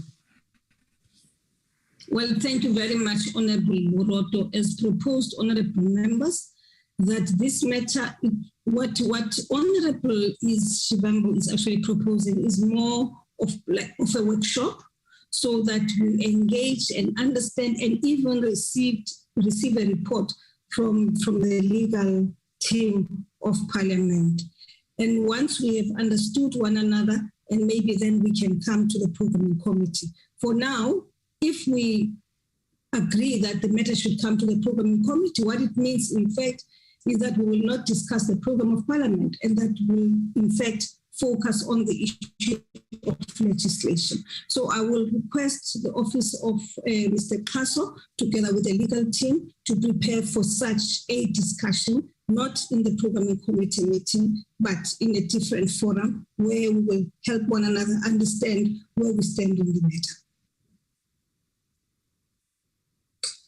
Thank you very much, honorable members. I now invite Honorable Lisuma to take us through the draft parliamentary program. Thank you very much, Honorable Speaker and colleagues. May we go right on top on the international diary, please? Honorable Speaker, may I respectfully remind this meeting that we have, beginning of the year, we adopted a framework which did highlight important compliance activities of Parliament, and it was adopted accordingly. Moving forward then, each and every program, draft program that gets presented, either at a Chief Whip's forum for inputting, and then at this forum where it's supposed to be for endorsement, it does take note of that. For completeness of today, Chair, may I then present this draft program before this House, starting with the international calendar events. On the 30th of May of this year, there will be a webinar, a fora sitting, which under the theme, Making the Water Pie Bigger, Water Technology vis-a-vis the Meta Crisis in the Middle East, which will be on the 30th of May, 2022. Then the second point, our calendar activity, which will take place on the 30th, on the same day also, is IPU's Empowerment Series of Capacity Building Activities for the Young Parliamentarians, around the second briefing on health and nutrition matters. Third one, calendar point activities, IPU Information Seminar, which will be held in France on structure of functioning of the IPU, which will be on the 31st of May to the 3rd of June 2022, which will be a hybrid sitting. Fourthly, the PAP Southern Africa Regional Caucus Strategy Meeting, which will take place on the 31st of May up to the 3rd of June 2022. Fifth one is the 52nd CPA Africa Regional Conference and AGM, which will take place on the 3rd to the 9th of June in Freetown in Sierra Leone. Sixthly is IPU Information Seminar, which will be held in France on structure and functioning of the IPU, which will be commencing from the 31st of May to the 3rd of June in hybrid sitting in Geneva. On the seventh one will be the 49th session of the Steering Committee of the Parliamentary Conference on the WTO, which will commence on the 13th of June in the afternoon in Geneva in Switzerland. And then the eighth one is IPU Global Conference of Young Parliamentarians under the theme Young MPs for Climate Change, which will start on the 15th to the 16th of June 2022 in Egypt. And the ninth one will be the Judicial Service Commission sitting, which will be on the 20th of June 2022. The last one for now, Chair, is the meeting of the Non-Aligned Movement NAM Parliamentary Network, which will commence on the 30th of June to the 1st of July in Baku in Azerbaijan. That's the calendar and the diary of the international activities and programs. We are now today, Chair, on this week 16 of the National Assembly program, draft program, because I'm presenting it. I will deal with the other matters which are more narrative at the end so that I don't cause the same confusion that I nearly caused last week. I must also take you into confidence, Honorable Speaker, that it has been presented before the Chiefs Forum yesterday. We are on Thursday sitting here now at the programming committee, and then in the afternoon, which is for most to highlight, because the multi-party women's caucus takes place once a month in the last week of the month, is sitting as we speak now, Chair. And then in the afternoon, we'll have 2 sessions of mini plenaries on virtual platform from 14 hours until 17 hours. The first one, I would like to just to take through the committee for completeness, that the first subject matter for discussion is sponsored by Honorable Nyonzo under the theme Establishing Shared Values in the Paralyzed Device Society that could cement a common nationhood and bring a sense of belonging to the most vulnerable, which is a debate for 90 minutes. Followed by the consideration of the report of the Portfolio Committee of Higher Education on their oversight report on to the University of Stellenbosch. And it's followed by the same committee report on the Commission on Gender Equality report on follow-up hearings that they had on gender transformation and tertiary institutions. The second mini plenary, Honorable Speaker, will be, and honorable members will be also followed same framework of this subject matter for discussion sponsored by Honorable Yabu, addressing under the theme, addressing inequality to advance socio-economic rights of all and have no one left behind, leave no one behind, my apology, which is equally 90 minutes. Then will be followed by committee reports, which is the second one will be trade and industry report on public protectors report on a systematic investigation into allegations of illegal conversion of goods carrying Toyota Quantum panel vans into passenger carrying minibus taxis to transport members of the public for reward.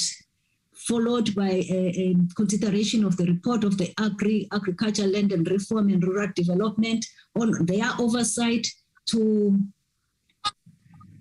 Perishable Products Export Control Board and District 6, Western Cape Province on the 9th of March to the 1st of April 2022.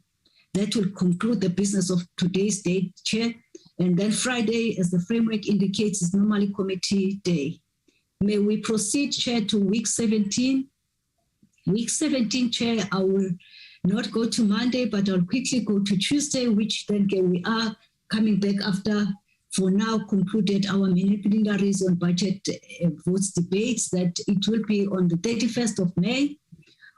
On Tuesday, on 14 hours, would be a hybrid sitting, which is a standard framework of the proceedings of the day, but probably to highlight for completeness is the second item there, which will be the report from the Committee of Police on public participation criminal law, dated of forensic procedure, which is the Bill 25 of 2021, followed by the criminal law, same, which would be for same committee, then the second reading thereof. And then the fifth point will be the report from higher education, science and technology and innovation, their oversight report. And then there will be decisions of questions of report that will be highlighted. I will just go then down because those ones are more of the same committee reports, but not same reports, but same portfolio committee reports, but followed then the last one, why they are putting in dots and highlighted, Chair. Members, if I may, on this one, Chair, I think it's very important that haven't listened carefully to the input made at the Chief Whip's Forum and also at this committee, programming committee, the last two meetings, that we must ensure as the technical and as the programming team, ensure that the draft program reflects and prioritize all those matters that are below the line, including the bills. Hence, that's why then you've got this scheduled items, Chair. And we have made our level best to ensure that we listen, and we are seeing also practically that we are listening to the counsel that we received in terms of populating the scheduling of items. Chair, I'll move on that because we're still going to have a meeting next week, but I thought I must just say that, hence it reflects like that. Let's go to Wednesday, if we may. Thank you very much. This one, Chair, is the Wednesday, which is a closed session of the Chief Whip's Forum at 10 o'clock, and in the morning till midday, it's a committee sittings. At 15 hour to 17 hour, it's a hybrid sitting. Those are the items that we highlighted, Chair, for completeness. I'll go through them. Is the consideration of the report of Public Enterprises Oversight Report on Transnet Port in Durban, followed by the Portfolio Committee Oversight on visit of Norwood at Tembisa Police Station, Gauteng, and from the 4th to the 5th of March of police, followed by the Water and Sanitation report of their oversight in the Eastern Cape province, and followed by the PC on police on South African Human Rights Commission report on Northwest Provincial Investigative Hearing into the lack of safety and security measures in schools for children with disabilities in South Africa, which I think is very important, that point. May we go to the on Wednesday. On Wednesday, also it's a hybrid one, is the consideration of the report of the PC on health, or National Health Amendment Bill, which is very important, and the second reading thereof. Then we'll receive a PC or COCTA on Disaster Management Amendment Bill, followed by the second reading, and the other one will be the report, consideration for the report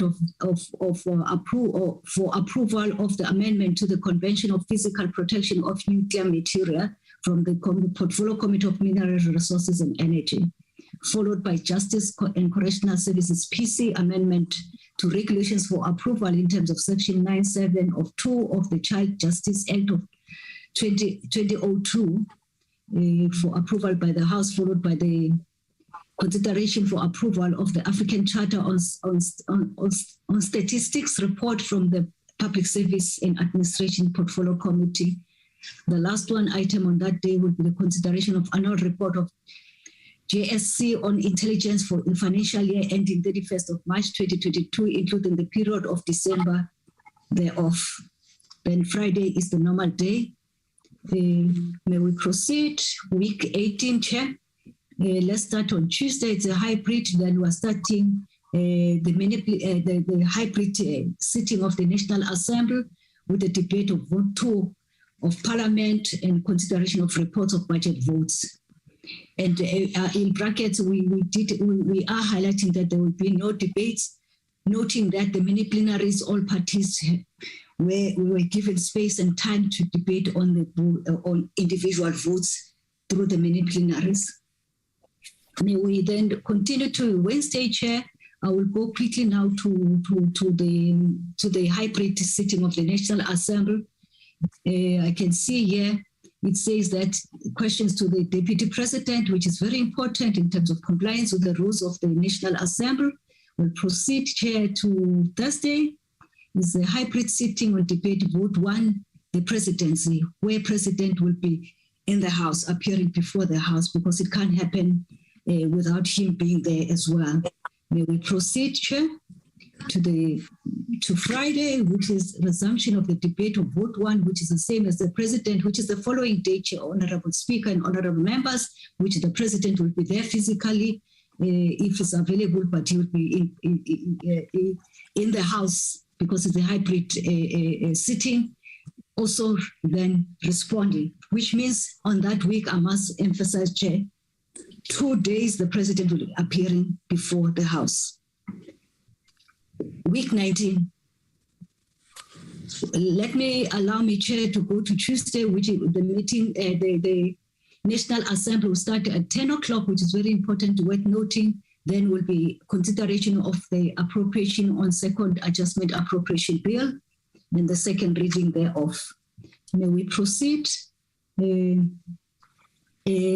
Also, the second reading of adjustment my apology, of second adjustment appropriation bill, and followed by the consideration of ST on appropriation bill also, which is more money bills. Let me put it that way, Chair. Let's go to Wednesday. If we may, then it will be the debate of the Youth Month, of the Youth Day, which is 88 minutes, then the House shall rise. But I must say that, Chair, as we indicated last week, which will be from the 20th of June to the 15th of August, will be a constituent period. But it's worth noting that Youth Parliament has proposed, which was presented in the Chiefs Forum, and even last week, to say that from the 20th to the 27th of June, it will be Parliamentary Youth Week, as it were. May I then, Honorable Chair, deal with the silence matters, if I may. We totally agree and prescribe to the rules, in particular of the National Assembly Rule 140, which does direct that the President must appear in the House. Honorable Speaker, you would have observed that in our presentation, we did highlight that the President will be appearing before the House, but those are the two, is the budget vote and the Q&A's one. That matter, Chair, on the 21st or 24th of March, it was raised of the National Programming Committee. And the response that we provided is that the President, which I must say that it was presented before the Chiefs Forum, and it was explained and well understood by all parties, that it's fair enough what we are saying, that depending on the availability of the President, for now, what we have is that the President will be appearing in the House twice. He will be, in terms of his appearance in Q&As, in the next quarter, based on the availability, because there's a process.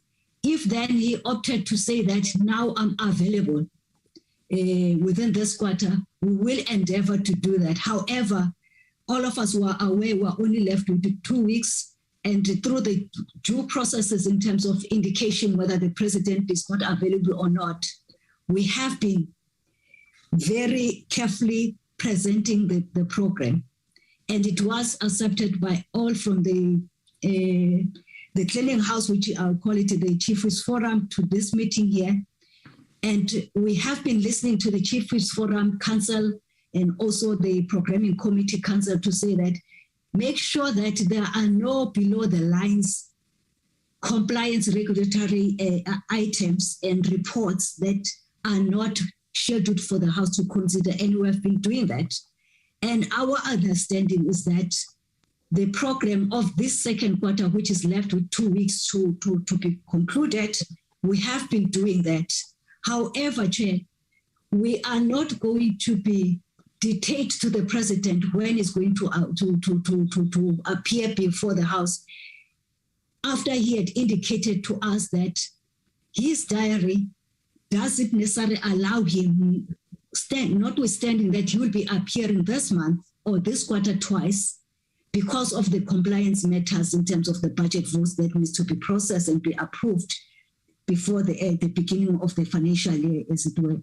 So I just want to raise that, Chair, which is a silent matter, that we can't ignore it, that not to include it when we are presenting this draft report before the House. Because also I must say that, Chair, we have been very considerate. Actually, some of the motions of various political parties, in particular those ones who are not, who I will term them smaller parties based on their share of the votes that they received during elections, we have accommodated their motions in the mini plenaries so that also they do get a chance also to debate on their issues that they would like the House to debate on. We are doing endeavor to do our best and humanly possible, given the dates and the days that we have at our disposal, to schedule all items and important items in the business of the House. I here present the program of the draft program of the National Assembly, as it were, before your good self, Honorable Speaker and members. If there will be any clarities of other matters, I will request that through your permission that Mr. Kaso respond to that. The other one, Chair, probably before I sit down, although I'm seated where I am, is the one that we have received a letter from your good office where the member of the DA, I just don't have the letter on my disposal, I would have referred to his name, honorable member, requesting a debate on a matter of national importance.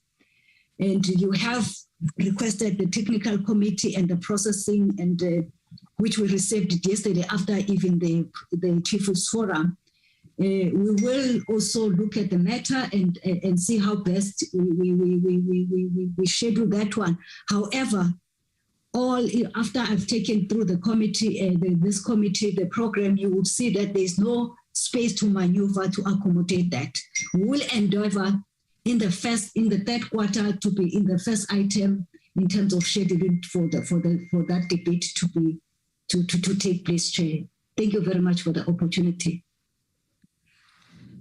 Thank you very much, Honorable Lifsuma. Honorable members, that is the draft parliamentary program. Are there any matters of clarity?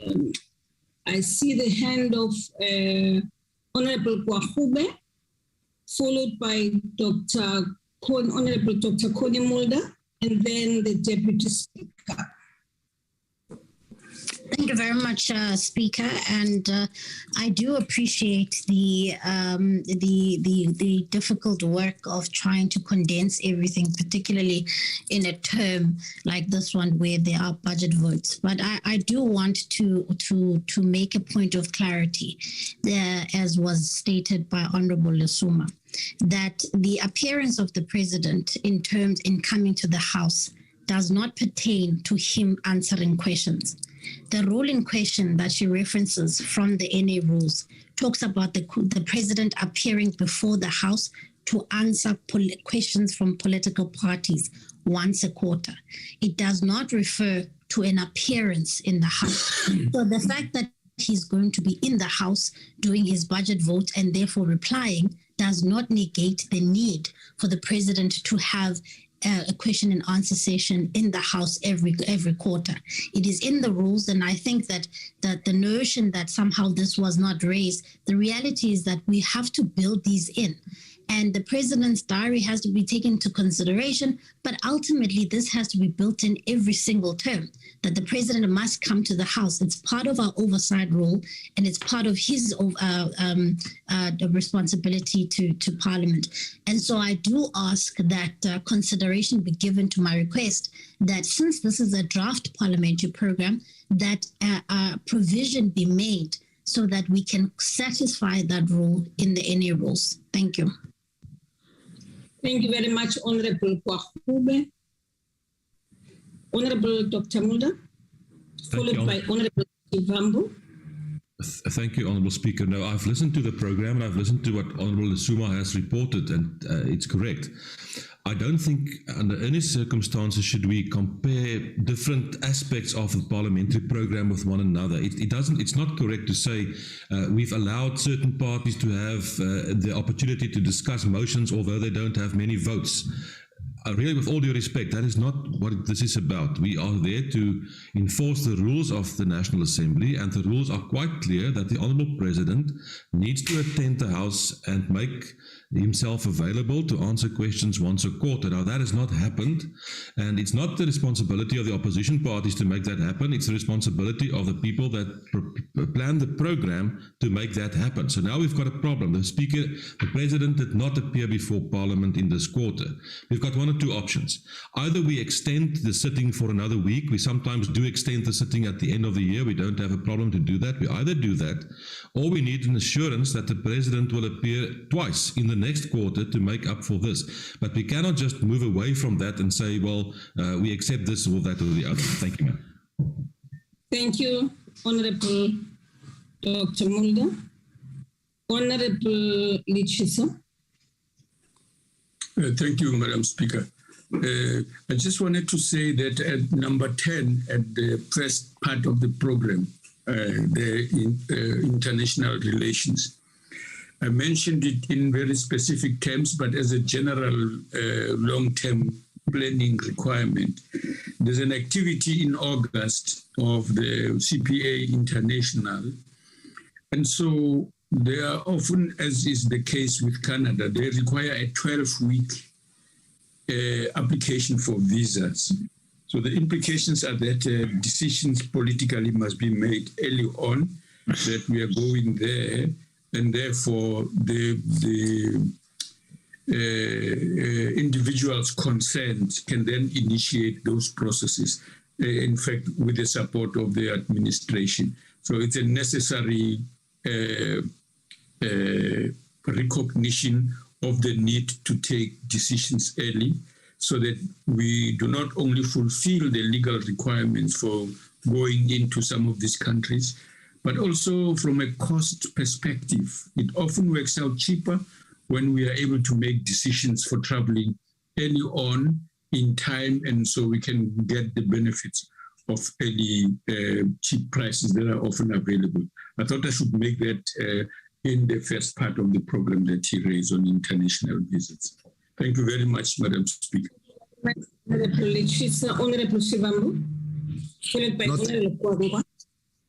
No, thank you very much, Speaker. I think it's entirely problematic for the honourable member to present it as if it's a discretion of the president to come and appear in Parliament. She even says, no, we cannot dictate on the president. It is not us who's dictating on the president, it's the rules of Parliament.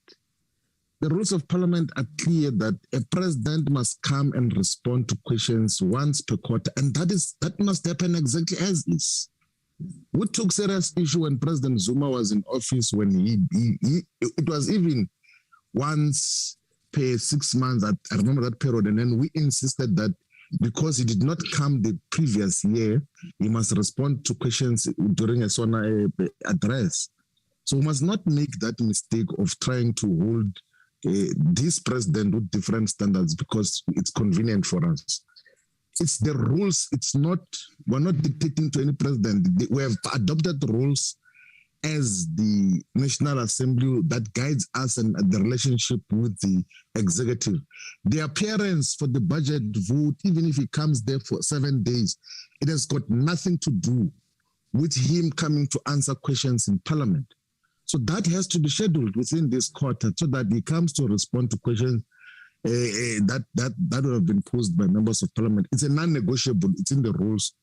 It has to be implemented in that particular way.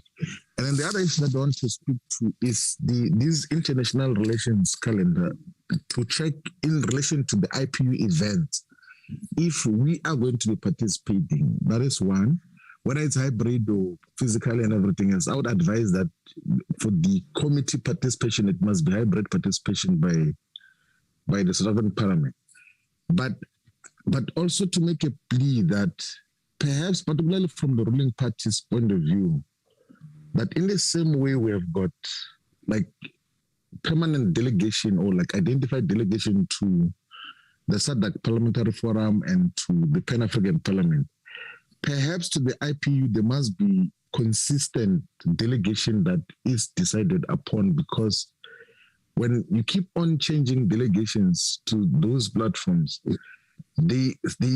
some information falls on the cracks and there is no consistency, there is no memory of what are the issues that have to be taken up. And there are a lot of important issues at the continental and global level that needs some degree of consistency and focus. But if the delegations are kept on, they keep on changing, it then turns those visits into like holiday escapades, like where people are just going, like they've got no comprehension of what happened in the previous engagements. There's no memory and everything else. That is one component. But two, I think that there has to be a far much more meaningful reporting from all these institutions which we participate in, because it appears that we just go to the Pan-African Parliament, SADC Parliamentary Forum, to the Interparliamentary Union, and when we return, there is no platform to then say, let us deliberate on what did we do there, what were the issues, what are the areas that need further discussions and decision. Besides that, even if where necessity requires that you must change delegations, those who go have got a sense of what were South Africa's positions in the previous engagements. I think that a much more structured engagement with international platforms would be much more meaningful than the manner in which it is being handled now. Those are my submissions, Chair. But the emphasis, Speaker, is that the appearance of the President in Parliament is not his discretion, it's the rules of Parliament. It must happen as is outlined in the rules. It's not negotiated. It's not negotiable. You must come and appear to answer questions. Thank you. Thank you very much, Honorable Honorable Kwamkwa. Speaker, thank you very much. I agree with Honorable Shivambu and Honorable Corney Mulder. We shouldn't be seen as a parliament that has double standards or that applies double standards. We were strict on President Zuma in the last term. There was even an instance where he could not appear in another term because of the budget vote scenario, where he had to compensate in the following term by appearing twice to answer questions. In instances where he did not come because of this challenge around budget votes, Honorable Shivambu is quite correct in saying he was then held to account using the SONA process.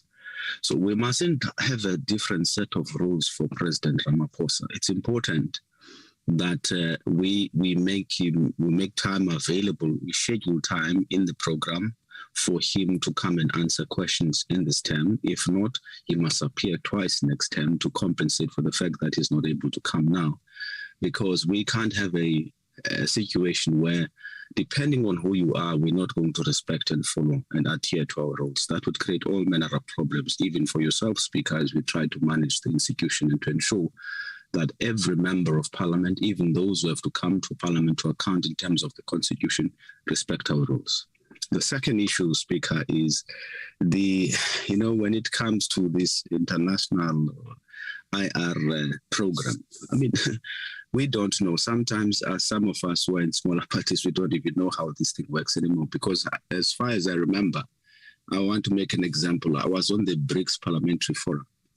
I was part of the team that established the Parliamentary Forum in Russia in 2015. But since then, I've received no correspondence whatsoever. And yet, according to my understanding, and the last time when we did these focus groups as smaller parties, I was put back on that on that focus group. So I think there needs to be clarity about how we constitute these delegations and open communication about what happens with this. Because remember, the issue here, Speaker, is that all members of Parliament and all political parties should be able to get some form of exposure from the IR calendar and the work that we do internationally as Parliament. Thank you very much. Thank you very much, Honorable Kwankwa. I've noted that.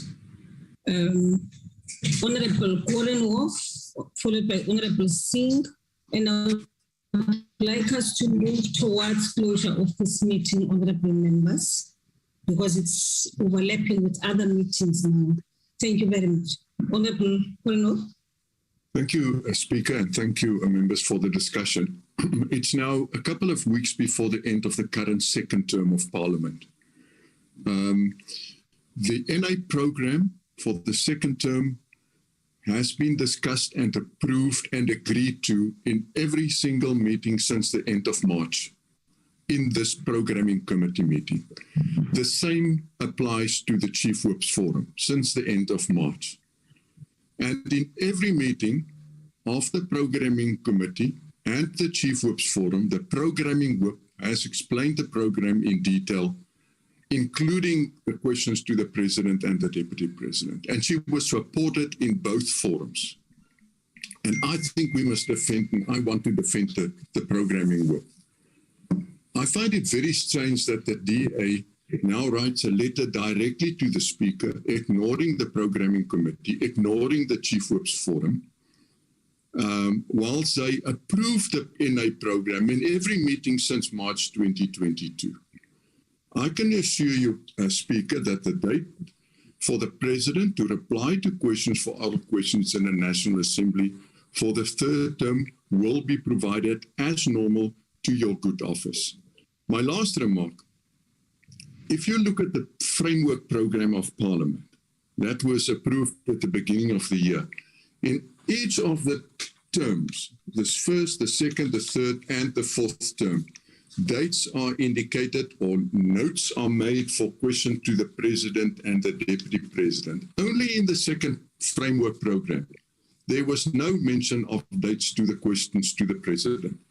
So I would appeal that the President will submit to your good office reply for questions for oral reply in the House in the third term. I don't think the rules make provision for two question sessions in one term. Thank you, Speaker. Thank you very much, Honorable Korenhoff. Honorable Singh.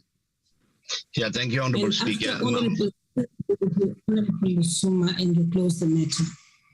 Yeah, Madam Speaker, after listening to all our colleagues, I think let's find a way of the President coming to the House in this term or twice in the next term. I think that will resolve the problem. We've done it before. It won't be precedent setting if we do it now. And I think let's stick to the rules of the House and make sure that we don't fall foul of it. So either now or in the next term twice. Thank you. Thank you very much, Honorable Singh. Honorable Lisuma. Thank you very much, Honorable Speaker. Let me start with a point that I think probably the choice of words were not so kindly.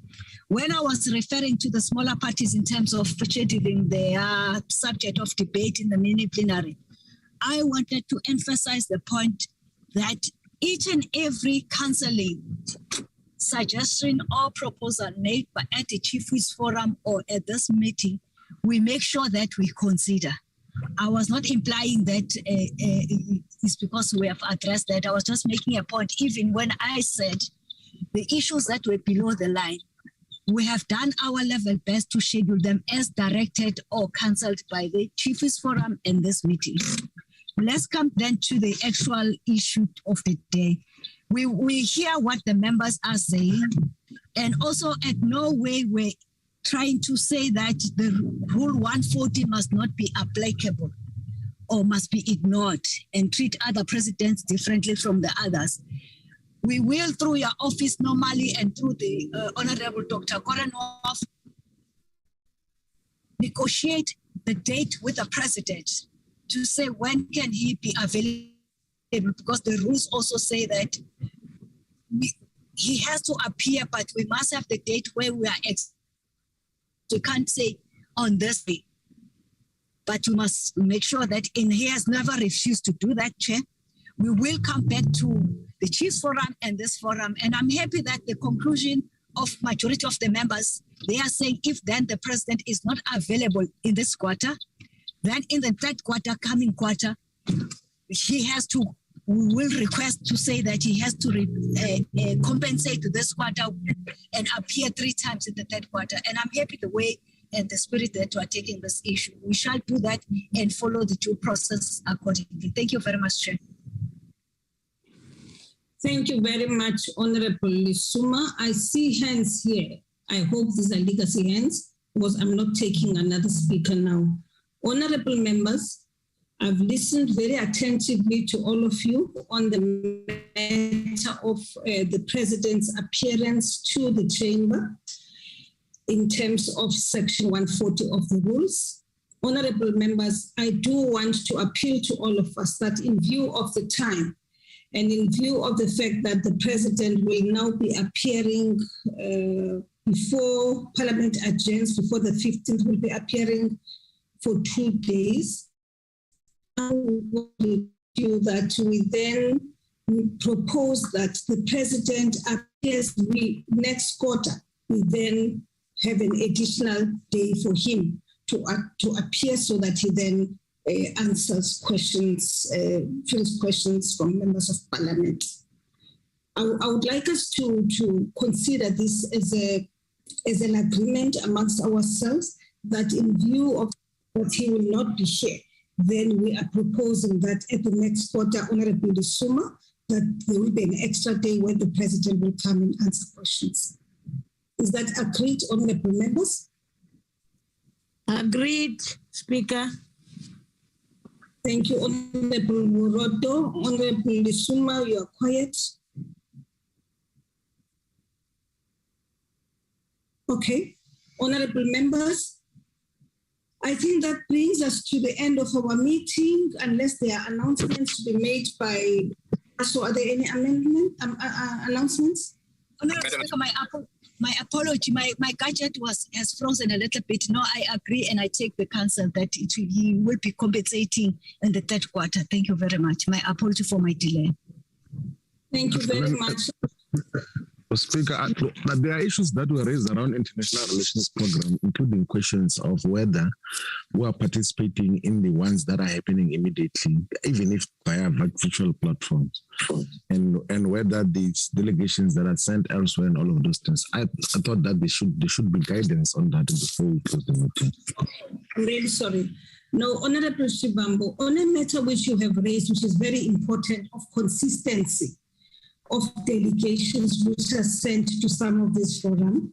I have raised the matter with the Chief Whip of the majority party that, for instance, with regards in the same way that you have with the CPA, that with the IPU, we request that there be consistency, because indeed, when we change delegations, like it happened in November, we had some members of Parliament, and then the following one, which was now in Bali recently, with a different set of people.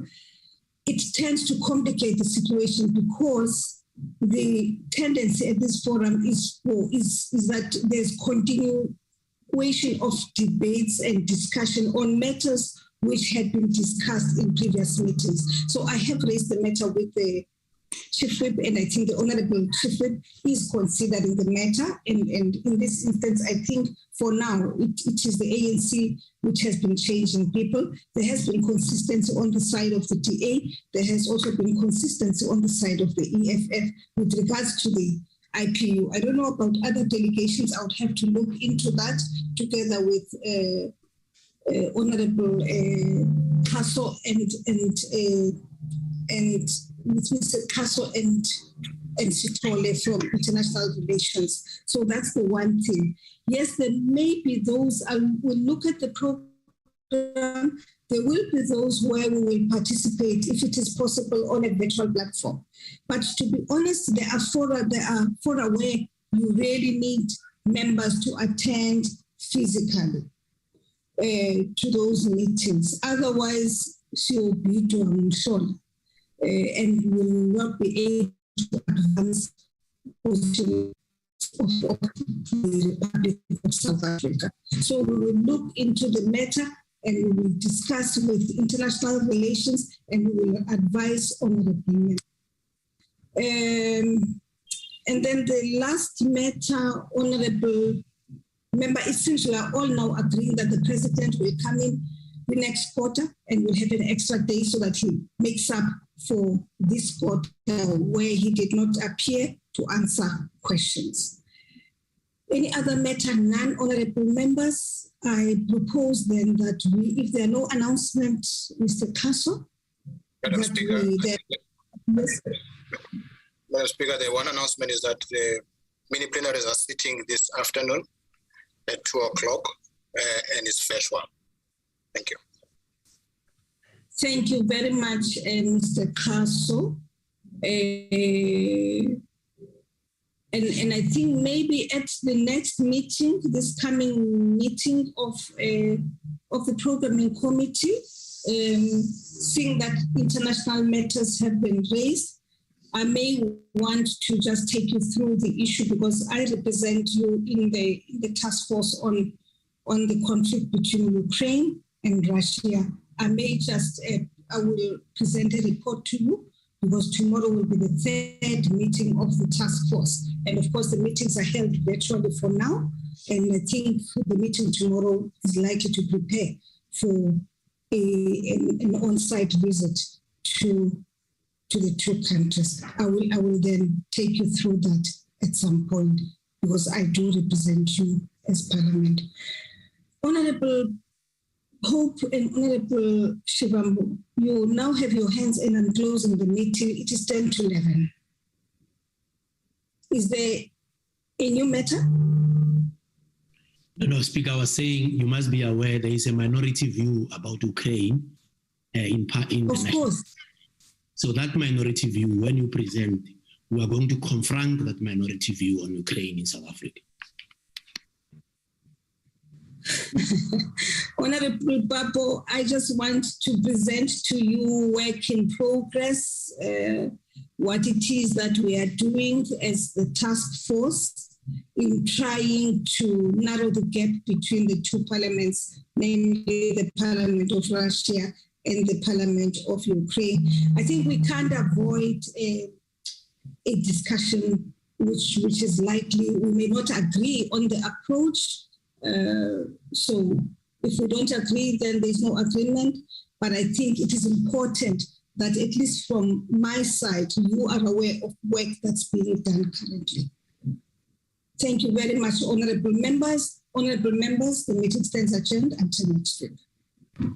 Thank you. Thank you, Honorable Thank you. Speaker. Thank you. Thank you.